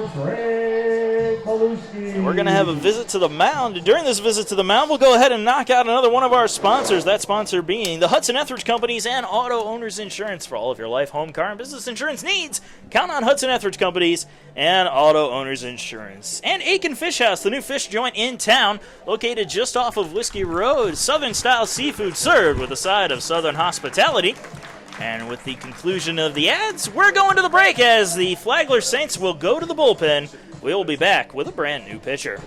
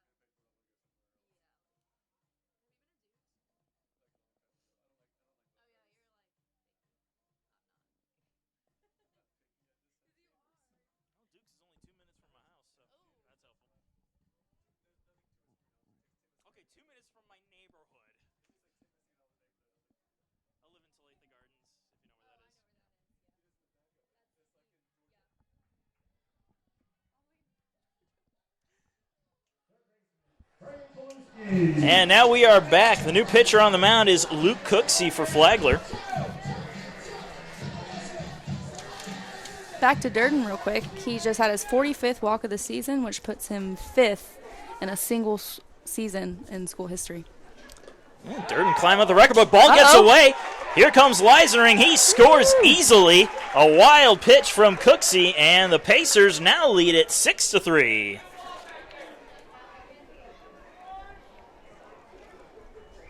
Well, we'll go ahead and give you the stat line on Cooksey. He's one of their better pitchers, a 2.28 ERA, 3-1 record in 2 starts, 10 appearances, 27 2/3 innings pitched, 24 hits, 10 runs, 7 of those earned, 9 walks to 24 strikeouts, and opponents have a 238 batting average on him. Pitch to Paluski is outside, 2-0. And Paluski 0 for 2 today, looking for his first hit. Runner on second with 2 outs. Get a little 2-out rally going here, as you say. And I'm sure. Lined out into right field. That's Will it trouble. stay fair? No. It hooks foul. Couple feet foul again, and Paluski will have to trot on back to the plate. But as you were saying before Paluski interrupted it, can't have a 2-out rally without 2 outs. Yeah. That you cannot. In softball, we would do a cheer, 2-out rally. Get it? I haven't heard that one yet. You haven't heard it? No, I may have. It just kind of went over my head. Yeah. Y'all just hear throw it in the dirt. Yeah, well, that's the important one. Yeah, of course. Pitch high and away for a ball, 3-1. And speaking of balls, another favorite of mine is when you keep the count going past ball 4 to ball 5 to ball 6. Yeah. I think that actually started baseball in Yeah, I think. Yeah. Wasn't it? Yeah. Slow ground ball to second. Schubert with it. Gets it to first for the third and final out. But the Pacers strike it big here in the 5th inning with 4 runs to take the lead 6-3. Moving on to the 6th inning.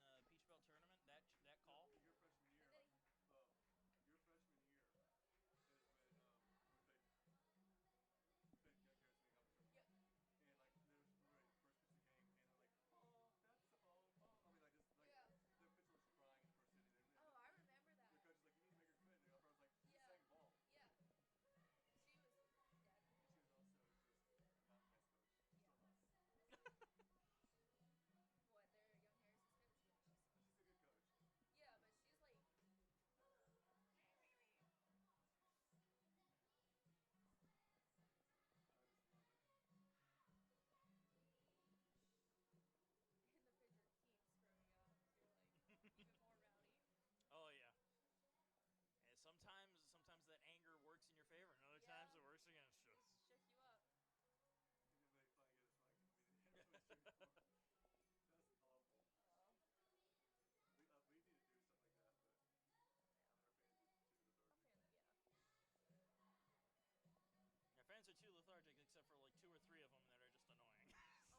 are just annoying.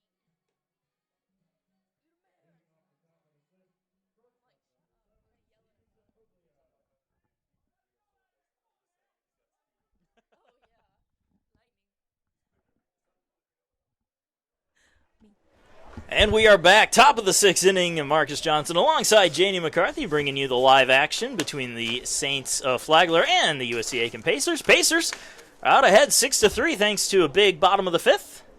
And leading things off for Flagler will be I had it wrong. It was Steven Tapuglia, and he lays down a beautiful bunt for an infield single to start off the 6th inning.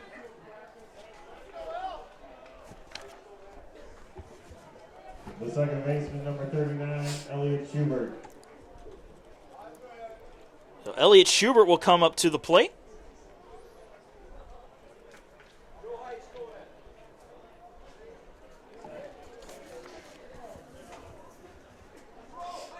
Schubert is 1 for 2 with a single and a stolen base.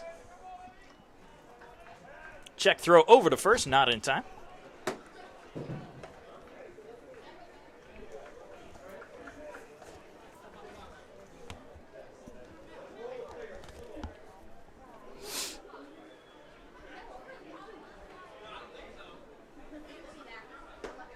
Good pitch. Great pitch from Spence as it finds the strike zone. The count 0-1 at the plate.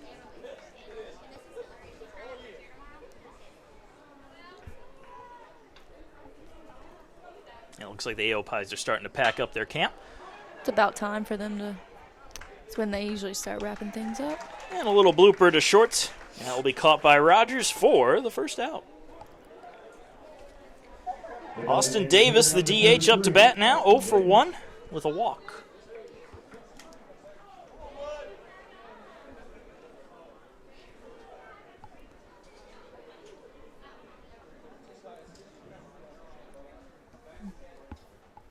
Another check throw from Spence. That's just to keep him honest. No real attempt as he just kind of tossed it over playing a game of catch. Keep you on your toes. Who is it? Joey Benitez had one of the slowest pickoff moves I've ever seen, but for some reason it worked, and he got a lot of guys. Yeah. He was just good. He was. All-American Just an honors athlete, in 2017. I mean, he just made it look easy. Runner takes off. The pitch is fouled off. All that energy for nothing, as DePuglia will head on back to the bag at first.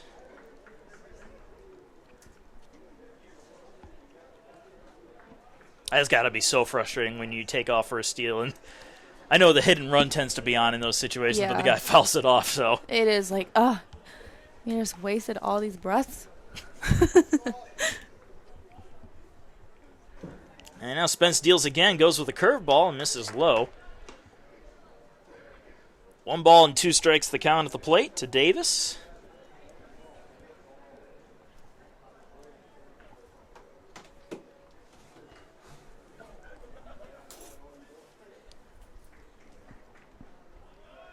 Another check throw. This one not in time. A little closer, though. Bit more of an honest effort.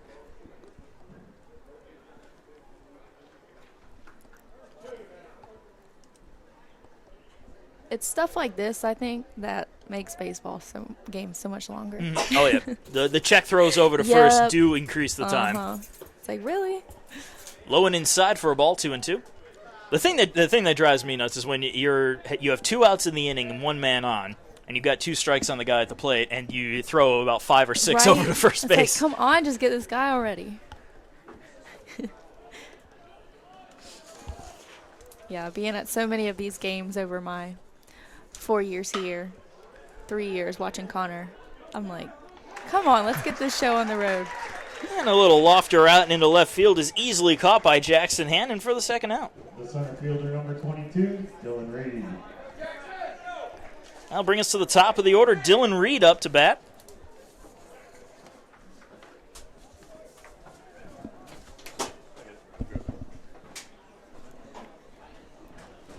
And speaking of length of games, 23 home games this year, 20 of them have been over 3 hours, and we've had 1 over 4 hours. Now, USC Aiken Baseball takes a long time. So if you come out to the ballpark, you're in for a marathon. Bring your blanket, bring some snacks. You're here. You could just visit the concession stand. Yeah, I guess you could. If you're into that kind of thing. I guess, yeah. Popcorn's pretty good. Popcorn, I love it, but it does not love me. I think that's with everybody. Get a hot dog. Hot dogs are good. Hot dog's good baseball food. Traditional baseball. Oh, yeah. And another check throw over to first, and the same result. Yep. Although, as long as the games have been this year, knock on wood, there was a game back in 2017. It was Super Bowl Sunday. And, of course it was. Of course. That one lasted for 5 hours. Missed the whole first half of the game, first quarter. Yeah, the good quarter. Yeah, of course. That year, at least. And then we all know what happened the second half of that Super Bowl. I feel like I remember that. I was here. I was here. I was like, yeah. Oh, if Durden was here, I would assume. Yeah, he was he'd be here. I remember that night, actually. We got Wendy's and no good Super Bowl foods for us. Can't remember where I went. I went somewhere, though. I don't know why I remember that.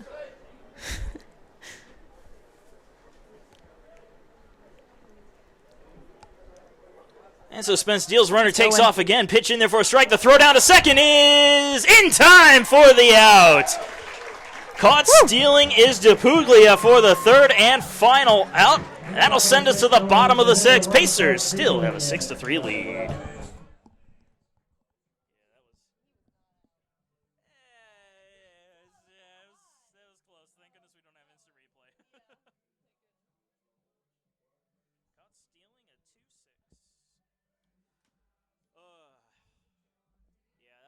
That Super Bowl was Super Bowl 51. Patriots Falcons. That was the comeback game. Oh, and I watched it unfold. I'm like, you sons of bitches. How do you? Falcons fan? Nope. You're a Patriots fan? No, God no. What fan are you? Denver Broncos. Really? Yep. Are you from there? Nope. I'm from Buffalo. Oh, okay. Although I like the Bills too. Yeah. But I just hate the Patriots because I've been a I feel like you either hate the Patriots or you love I've been a Tom Brady and the Patriots. I've been a Peyton Manning fan my whole life, Yeah. and then when he came to Denver, I lost my mind. And I remember I was in the gym, whatever wellness center. I was in the wellness center working out, and then I'm watching the TV, and doing my curls, and it says Peyton Manning signs with Denver. Yes! Rose bar. I literally threw the bar down. I'm like, yes, we got Manning, Super Bowl baby, and we got one on defense somehow. He's not playing anymore.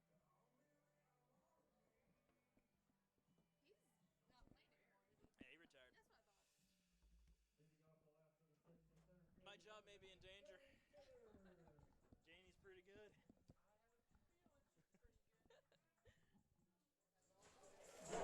And welcome back. Bottom of the sixth inning about to get underway. Pacers leading the Saints 6-3. As the leadoff man is Joey Smithers, the only guy who didn't get an at-bat last inning. Smithers is 0 for 2 today.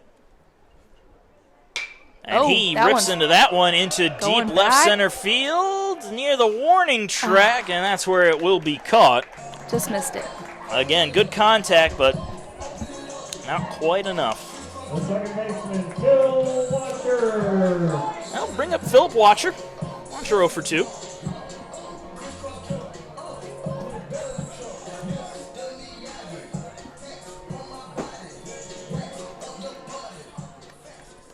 Nobody on and 1 out for Watcher as he digs in for his third at-bat. Shows bunt, pulls it back as the pitch was inside.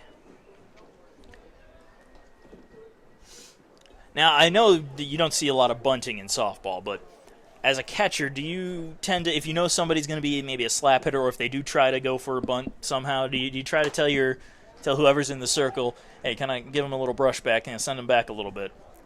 Well, I'm always anticipating the bunt because I think it's happening more and more in softball because everybody's just so fast now, it seems like. But, yeah, I try to give little hints. Sometimes it works, sometimes it doesn't.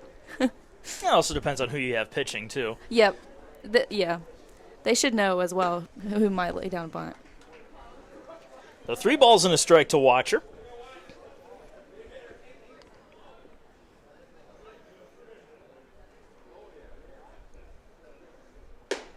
I'm sure you're. Good take. Ball 4 as Watcher takes first base with a 1-out walk, and I'm sure one of your biggest fears is that bunt is just going to die right in front of you. Oh, and you have to pick it up. Yep, and then I have to make the throw. And then you're going, please be accurate, Yep. please be accurate, please be accurate. Oh, ball in the dirt. and then your entire team starts the cheer, and then you I know. just. And then I was like, okay, let's just forget that ever happened.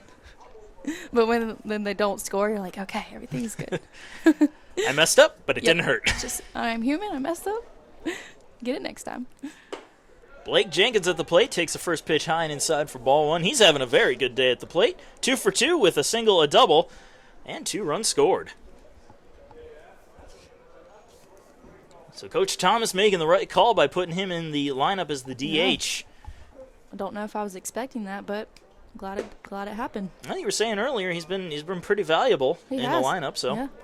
You made the right call. I like to think so.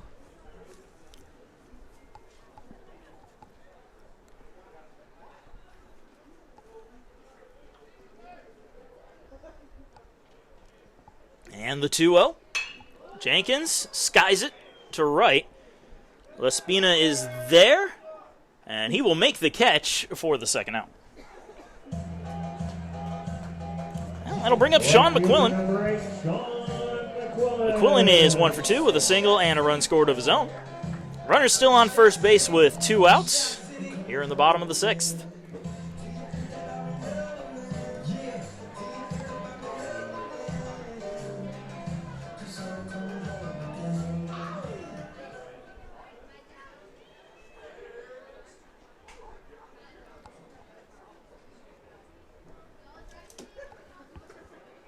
First pitch is outside for ball 1.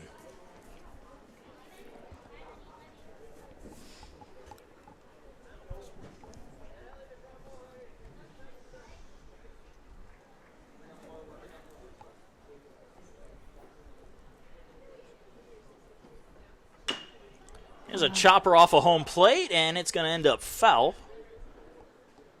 Count evens up at 1-1. I know that didn't bounce off the dirt in front of home plate, but the packed-in dirt in front of home plate has been such a huge factor for a lot of games here. Yeah. The ball bounces up nice and high, and Yeah. What do they call it? The Burt hop? I'm not sure. I've actually think never that's heard what Connor's that. called it a few times. The Burt hop. A lucky hit. No, I mean, I've seen a lot of guys get on base for those. Yep. It's almost like a blue pop-up. Yeah. And by the time the ball comes down, you're already safe at first. Hey, I'll take it. Hey, on the stat sheet, it goes in as a base hit. That's Doesn't right. matter how It's it a went hit. in. Yep. A hit is a hit. But is it, though? In the stats. Yeah, it is. Balk was called Oh. on Cooksey, so Watcher will take second base on the balk. Count goes back to 1-1.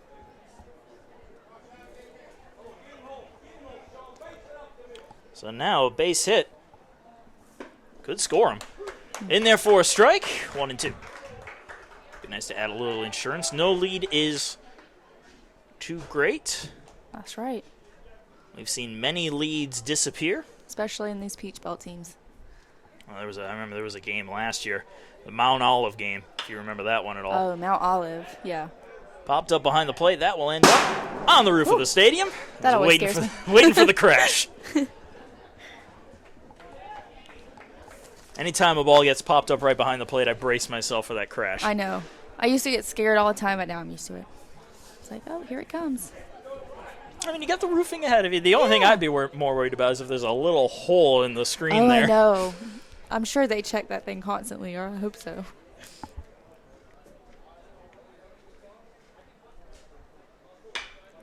A little fly ball into shallow center field. This could be a tough Never play. know. And coming out and making the catch is Lawler. And luckily, everybody else backed off in time, so there was no collision. One man is left stranded. We're moving on to the 7th. It is still 6-3 USC Aiken.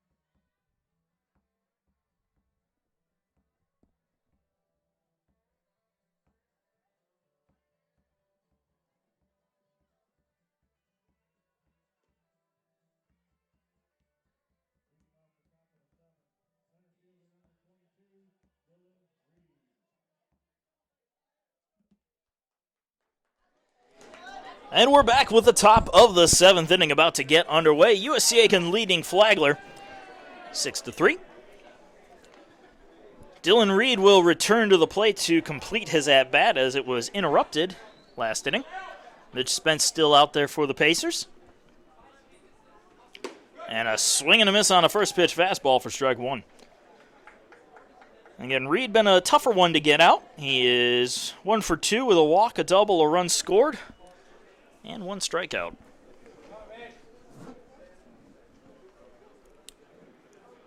The 0-1. Another swing and a miss. Bit of a check swing and a miss, but either way, it'll be strike 2.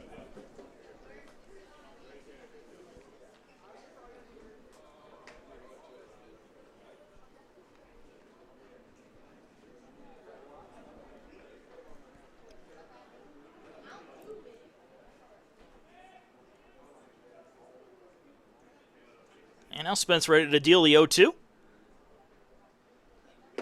Goes with a curveball and finds the strike zone for the first out. Reed down looking. And that will bring up Aaron Anderson, the first baseman. The first baseman, number 9, Aaron Anderson. Anderson 0 for 3 with a pair of strikeouts on the day.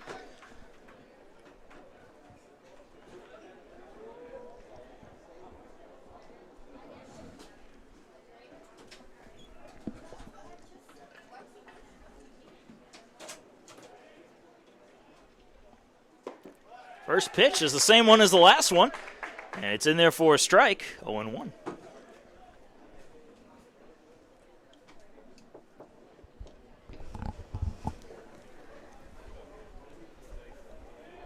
And now the 0-1.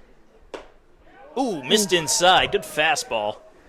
Just off the plate a little bit. 1-1. That looked good. Now there goes the immaculate inning.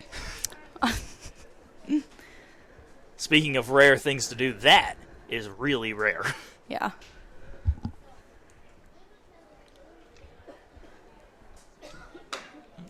Grounded foul. Ooh, nice little stop there on deck from Jason Moore. Stuck out the bat and popped it up. Saved his dugout.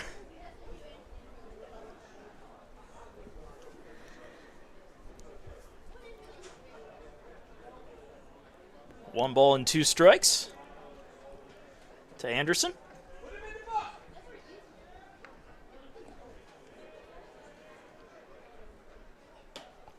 Misses high. Anderson laid off of it. I'll even the count at 2-2.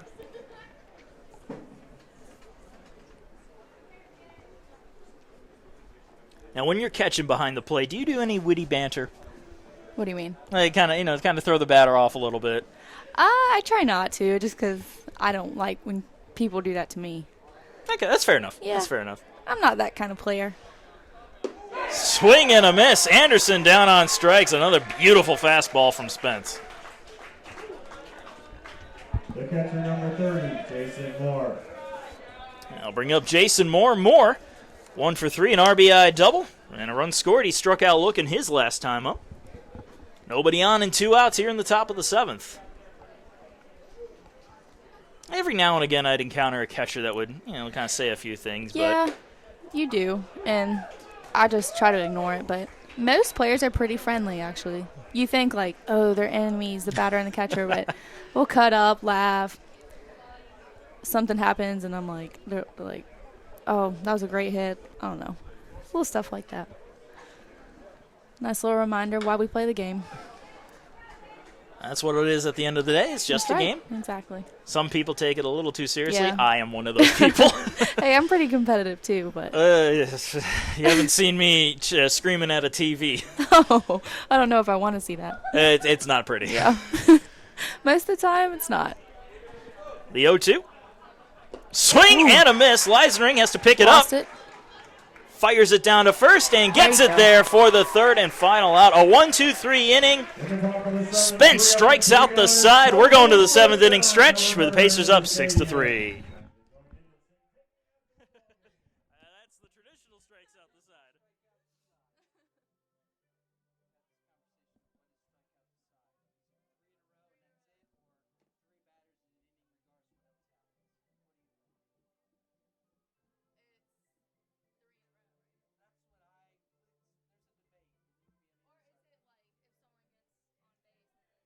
say, okay.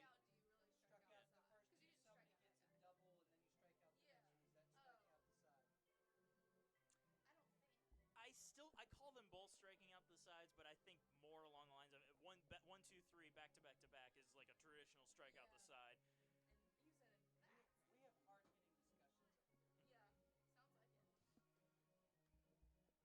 One of the big ones is what ballpark food can you eat without getting sick? Exactly. Except popcorn, not popcorn.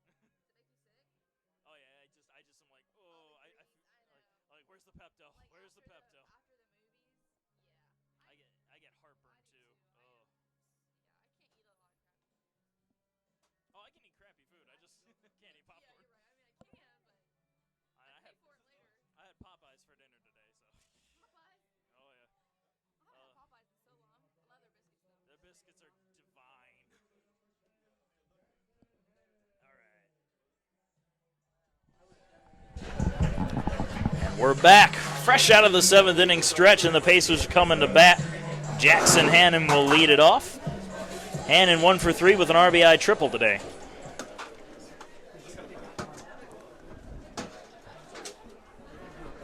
Did we have a party foul? Yeah. Spill your drink. It's just water. Okay. That cleans up easy. Yeah. Hannon fouls off the first pitch for strike one. What's Hannon, 1 for 3 tonight? Yep, 1 for 3. RBI triple. Oh. And he rips that one, but that's going to end up foul. Oh, and they can't handle it in the bullpen. Can they handle anything? And I've seen him make a few nice catches out there. Yeah. The best ones are when you got a guy warming up, he doesn't realize it's coming, It's then like, he sees it and I he's know. like, got it. Ball in the dirt. Cue the cheer as it's 1-2. Throw it in dirt. I've said it to Leah, but I don't like the new version where you kind of just kind of hum or you make a buzzing noise at the end of it. Oh. Like it's just, yeah. I think I know what you're talking about. Kind of like utter nonsense. No, Yeah. no real words, just kind of sounds. That's kind of what we've been doing lately. Because, like, not everyone's cheering. So the people who are were like, nah, just trying to make noise. Check swing, fouls it off. And remains foul. The count stays even at 2-2. I mean, you got to commit. You got to commit to the cheers. I know. Yeah, I'm going to cheer loud Sunday, I think. Might as well go out. Go with a for bang, it. Go right? for it. I mean, the press box is pretty not soundproof, but a lot of the sound misses as that one comes high and inside on Hannon. He gets out of the way, count is full. And that is why I wear a face mask. You never know. I've yet to see any baseball players. I mean, you see in the big leagues, they got the little cheek protector there. Yeah. A lot of guys have been getting hit up in the jaw. Yeah, you're right. I haven't seen anyone in years with a mask. They have the option, though, right? To have them? I'm not sure. I'm sure they do. I would imagine they'd you have, know, yeah. They're just too cool. Right down the middle for a strike. And Hannon down looking for the first out. And a lot of it comes down to this is how these guys grew up playing. So That's true. putting the mask in would Yeah, throw them off a alter their little vision, bit. yeah. So Chandler Rogers will come up to the plate. He drove in 2 runs on an RBI double his last time up, 1 for 3. And the first pitch missing for ball 1.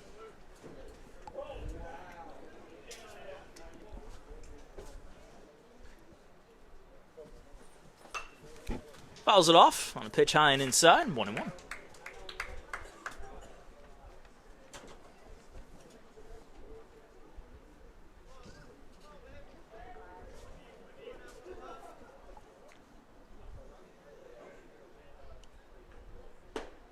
Good pitch right on the right down the middle, actually, 1-2. And I feel with like growing safety concerns out there, especially in the lower levels, you know, in little league, Yeah. high school ball, all that stuff, you may eventually see face masks become back, the right. norm. Yep. But I think in college you should have that option. You're grown. You've been playing the sport your whole life, probably. If you don't want to wear a face mask, I guess if they make it a rule, you have to. But Rogers sends Nice it into hit. center field on a line for a base hit. A 1-out single. And that will bring up Luke Leisenring. Leisenring an RBI triple his last time up. He also has a run scored, 1 for 3 today. And again, going back to that triple from Leisenring, I did not expect him to turn on the gas around in second, but he did. He did. Got some long strides. Fouls off a fastball first pitch. Strike one. Right out there to the road, and that's why they don't want you parking there. Yeah, they had those signs up for a while, but then everyone kept doing it, so. Not me, though. I park up by the Convocation Center. I don't want to take the risk. Yeah, I did tonight. There's a lot of cars here. Down the middle for a strike. 1-2 the count. 0-2 count. Yeah, decent. I mean, a lot of cars and decent crowd to match. Yeah. It's a nice night. Yeah, low humidity, and that's really helped. Oh, yeah. That's big for Aiken, South Carolina. Pitch outside for a 1-2. I know everybody says, oh, it's a dry heat. Well, no, there's actually some truth to that. Yeah. That dry heat is much more bearable than the humidity. Whenever I go back to visit up north, I'm able to walk outside and not instantly die. I know. Foul tip into the glove of Moore for the strikeout. So bring Durden back up to bat. And I'll let you take it away. First baseman number 30, Connor Durden. So far he's done okay. 1 for 2. Home run and a walk. Yep, 1 for 2. See if he can keep it going here. Had some good at-bats lately. Only a record-setting night the other night, as we've Yeah. repeatedly mentioned. Can't get enough of that. Yeah, give credit where credit's due. That's right.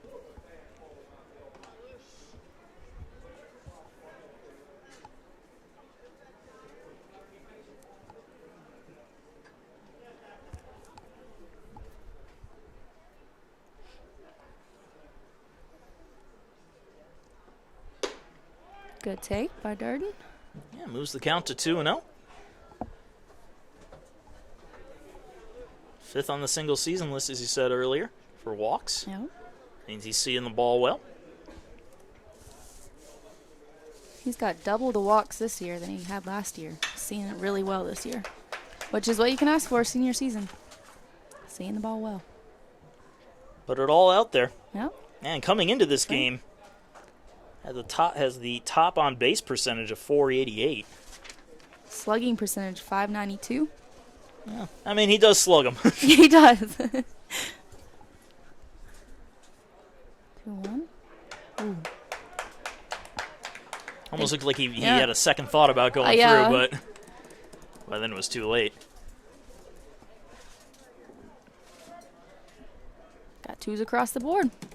Deuces are wild. Runner on first. Bottom of the 7th. Runner takes off. And the pitch was Ooh. high for a ball. And Rogers will take second Straight base. steal. And now you got a runner in scoring position. Here we go. 3-2. 2 down, bottom of the 7th. Let's see what we can do here.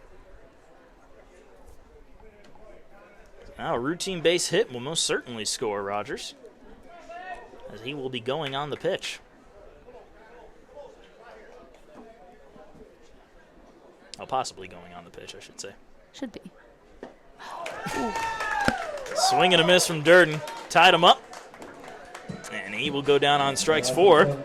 The third and final out. Well, all of the outs were strikes, so I guess you could say he struck out the side. And we will move on to the 8th inning. Pacers still up 6-3.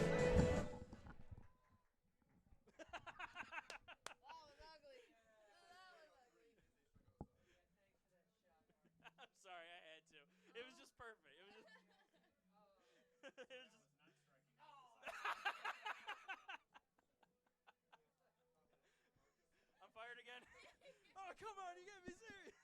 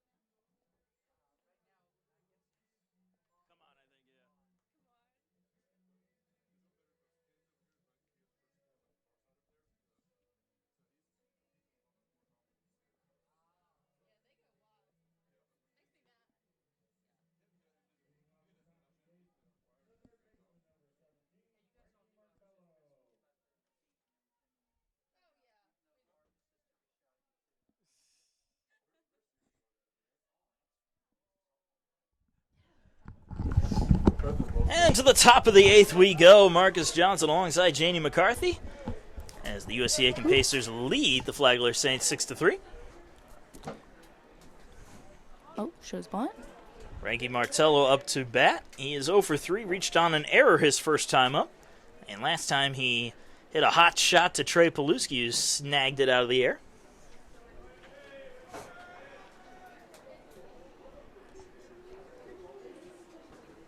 The 1-0 from Spence. Bunt. Pulls it back in there for a strike anyway, 1-1.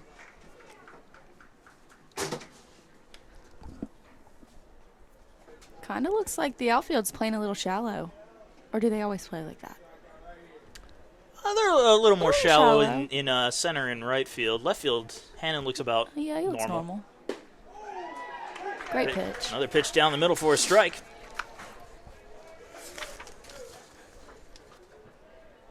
One of the things that I've noticed is, especially this year, they seem to be playing more middle, not so much Yeah. on the lines as they Yeah. have in past years. But they have a lot of speed out there in the corners. Yeah, they do. That one will end up foul down the first base side and into right field. The count stays frozen at 1-2.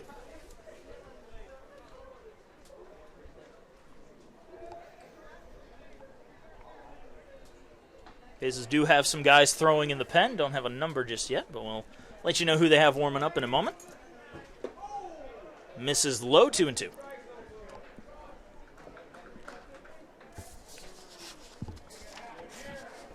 Looks like I think that's William Ard, one of the guys throwing. I can't tell. Either that or it is John Yarborough. I would That's what imagine I was it's gonna say. Yarborough. He's got that sidearm thing going on. Oh, Lined Good over the there. head of Rogers. That'll drop in for a base hit. And the leadoff man aboard for the Saints here in the 8th. As Martello gets his first hit. The left fielder, Lawler will come up to bat now. Sean Lawler.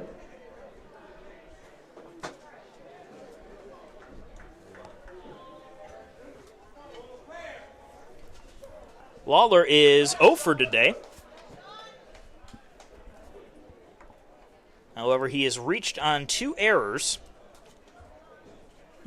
Reached on a fielder's choice. And he pops that one up into center field, drifting into left center field, where Hannon will make the catch. Scrambling back to first is Martello, as there's one away here in the 8th.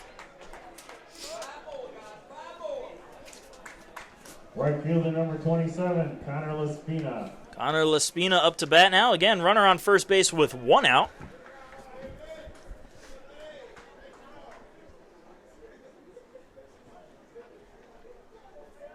They used Ard in the earlier game, so I'm pretty sure he's not. yeah, I don't think that's hard, but I can barely see those numbers out there. me too. Another fly ball center Ball field. high. Smithers tracking it, and he will make the catch for the second out. The shortstop number 7. Looks like they really cleaned it up since those three errors early in the game. Oh, they started out this game Yep. really Yeah. struggling around it, but now they've settled down a little bit. Looking good. Shortstop Steven DePuglia up to bat. He's been a dangerous one today. 2 for 3. Fielder's choice, RBI double, and a single. He goes after the first pitch, fouls that out of play for strike 1.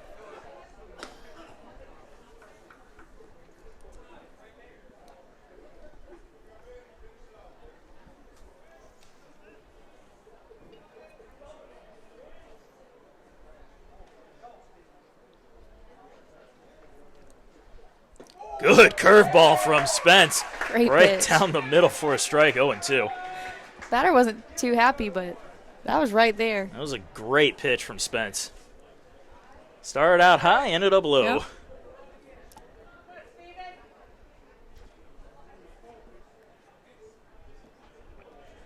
See if he goes with a fastball now. Ooh. That's what he did. However, it ends up going to the backstop. Advancing to second on the I think they'll call that one a pass ball. Maybe a wild pitch. It might have been in the dirt. Hard to tell. He was slinging that one. Nothing hurt, though. Got 2. And 1 ball, 2 strikes, 2 outs, runner on second, top of the 8th inning.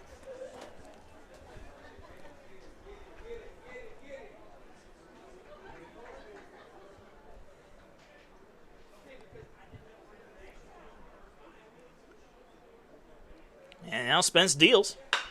Ground ball to third. Routine play. Paluski Great play. gets it over to Please first get in out of time for the 3rd and final out. As you said, no harm, no foul. We're moving on to the bottom of the 8th. Pacers still with a 3-run lead. One hit and 1 plus strikeout. Keep him out there until, because I mean he can do it. Why not? Save your bullpen. He has 1, 2,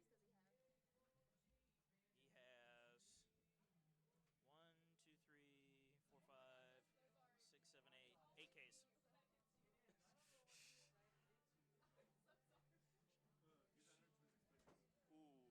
Yeah, no, he's not coming. Well, there really, I mean, I don't think there's a limit.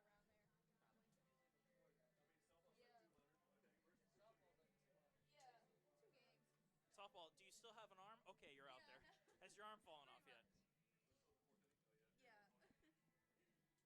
I don't know. I say if you're not going to bring him out there, go with John. Joe, bring out Yarborough. He'll,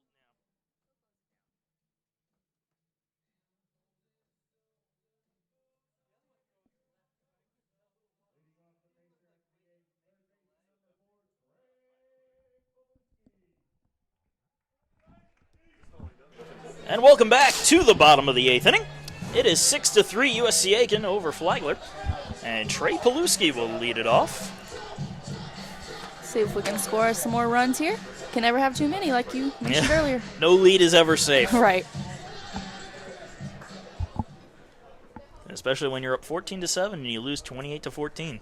And that's not a football score I'm talking about. When did that happen? That was the Mount Olive game. Oh, man. I'm glad I don't remember that. Trey Paluski leading off. 0-1 count. He's 0 for 3 today. Yeah, you think with a score of 28-14, yeah, that's a football game. Like, no, that was baseball. Yeah. That's just embarrassing. For the very first time in its history, USC Aiken had a football program. Yeah. We didn't play Mount Olive this year. We usually do. Swing and a miss. Paluski chased one well out of the zone for the strikeout on the first out. Center fielder number 9, Joey Smithers. That brings up Joey Smithers. He's been making some good contact today. However, it's been right to the defenders. 0 for 3 with 2 flyouts and a strikeout. See if he can get one to drop in here. This is still Cooksey. Yes, Cooksy's still out there. He's doing well. He's doing a good job. Pitch high and away for a ball. Well, Cooksey, again, as we said, one of their top pitchers. Has the best ERA on the squad. He's showing it. Striking out our guys. Fouled off out of play, 1-1.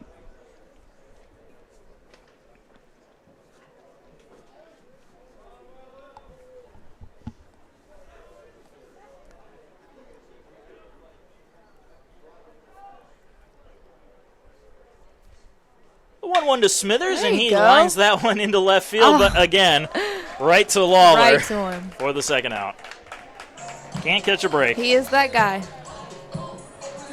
The second baseman number 1, Phil Watcher. That brings up Phil Watcher. Watcher is 0 for 2 with a walk in his last plate appearance. 2 outs and nobody on here in the bottom of the 8th inning.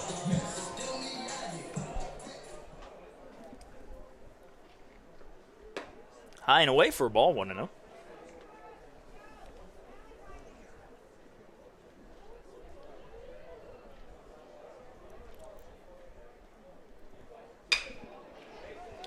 Popped it up.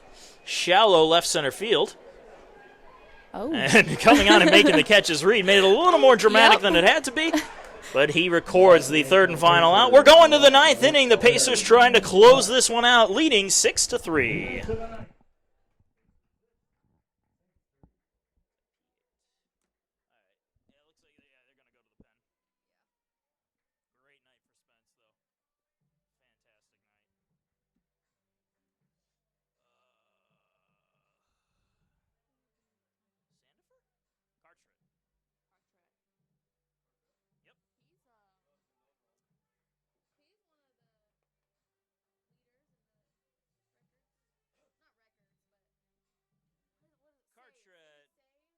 saves, yeah, most, yeah. 2.25. Oh, yeah.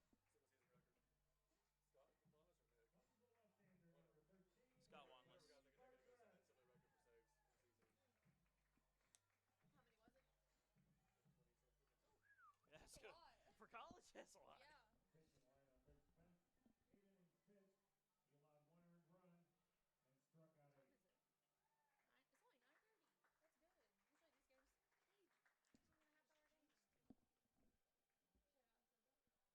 a half-hour game. Knock on wood. Knock on wood. Whatever we got. Here, knock on my head. It's a block of wood.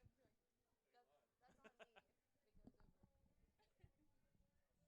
Yeah.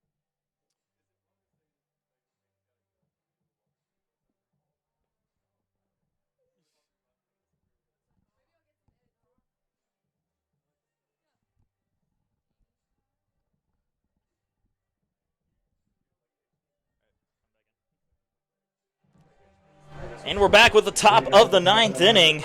Mitch Spence's night is over with, but it was a great night. 8 innings pitched, only 1 earned run, and 8 strikeouts with 5 hits. Can't beat that.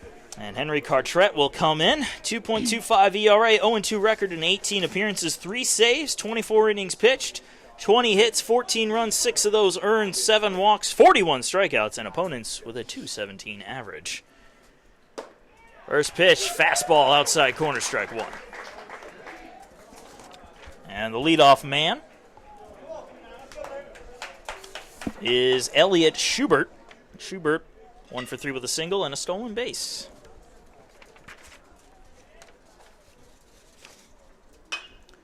That one fouled off and ricochets into the stands. Not often they make it into the stands, but that one did. And it scared the daylights out of a few people, I think. That's actually the Flagler section there. So. Well, you know what they say. That's USC Aiken hospitality for you. Better you than me.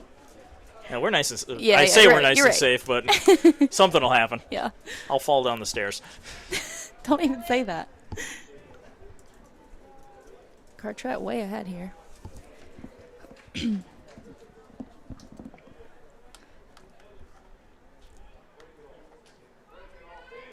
Cartret with the 0-2.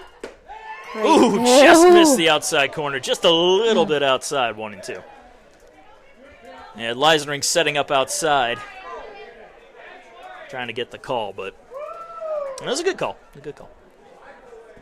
Good eye.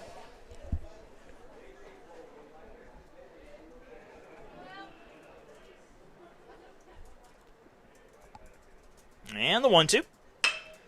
Up the middle. Rogers with a diving stop. But he's just going to eat that one as the speed of Schubert was too much. Nice stop, though, out there. Oh.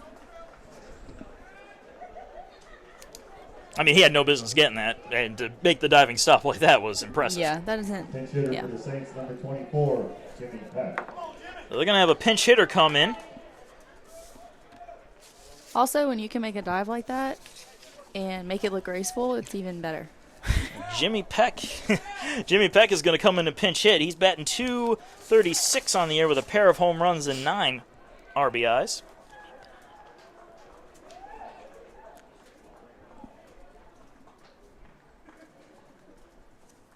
First pitch is in there for a call strike, 0-1.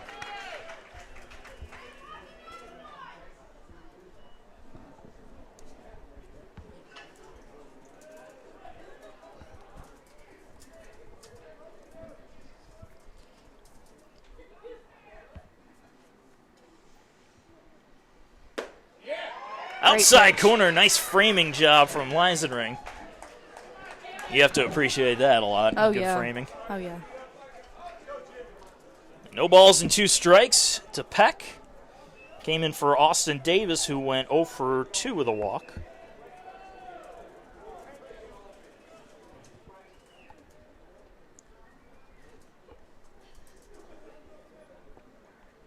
Low and away. Leisenring catches it on a hop, though. 1-2.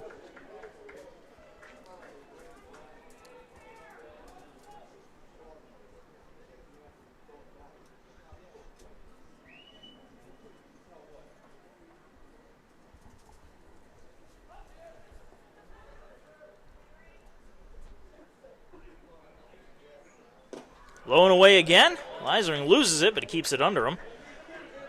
Evens the count at 2-2.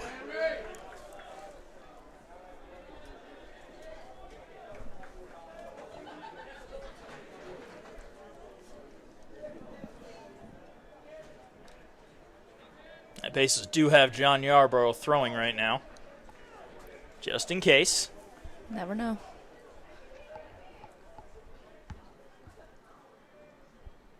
Swing and a miss.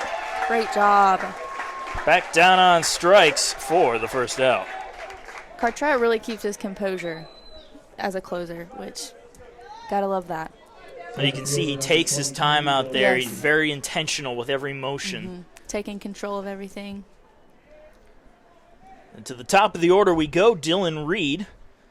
Reed is 1 for 3 with a walk, 2 strikeouts, a double, and 1 run scored. Runner on first base with 1 out here in the top of the 9th.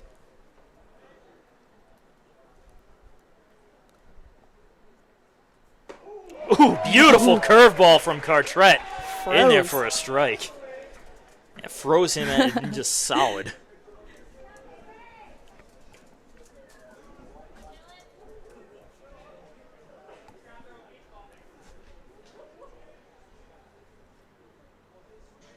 The 0-1 goes to the fastball, fouls it off. 0-2. And when you can mix speeds like that, you become lethal on the mound.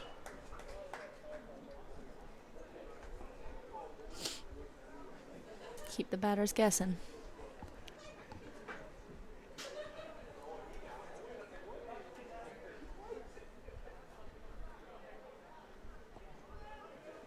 Eisenring setting up away. Give him a 0-2. chase. Swing and a miss. Got him with a high fastball. Reed down on strikes for the second out.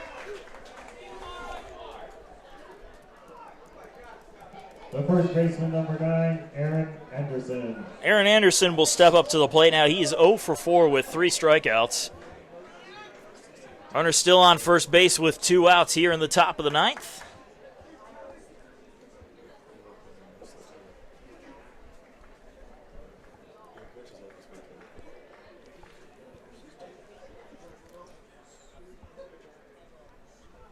Goes with a curveball, and it's in there for a strike. Wow.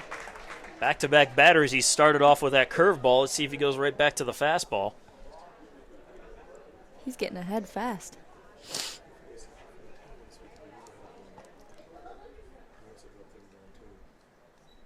The 0-1 goes back to the curveball. That one is fouled off. 0-2. Big third out here. Leads the team in batting average for Flagler. Be a big guy to get out, and they've Yep. already gotten him out 4 times. And with an 0-2 count, the Saints are down to their last strike.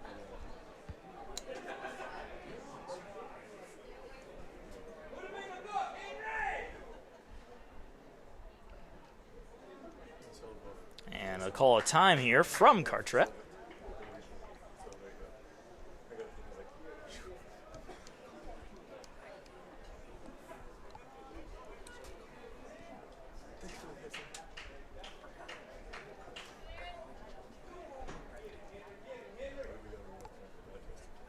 And here's the 0-2. Swing and a miss. He got him swinging on a pitch outside for the third and final out. Aaron Anderson down on strikes. The Pacers take game 1 of the 3-game set by a score of 6-3. An absolute beauty of a game out there for Mitch Spence and for Henry Cartwright for his 1 inning. Well, that was fantastic. That was. Go Pacers. Well, that will do it here from Roberto Hernandez Stadium. For Janie McCarthy, I'm Marcus Johnson. Thank you for having me. Thank you for joining us. And thank you all for listening, and have a good one.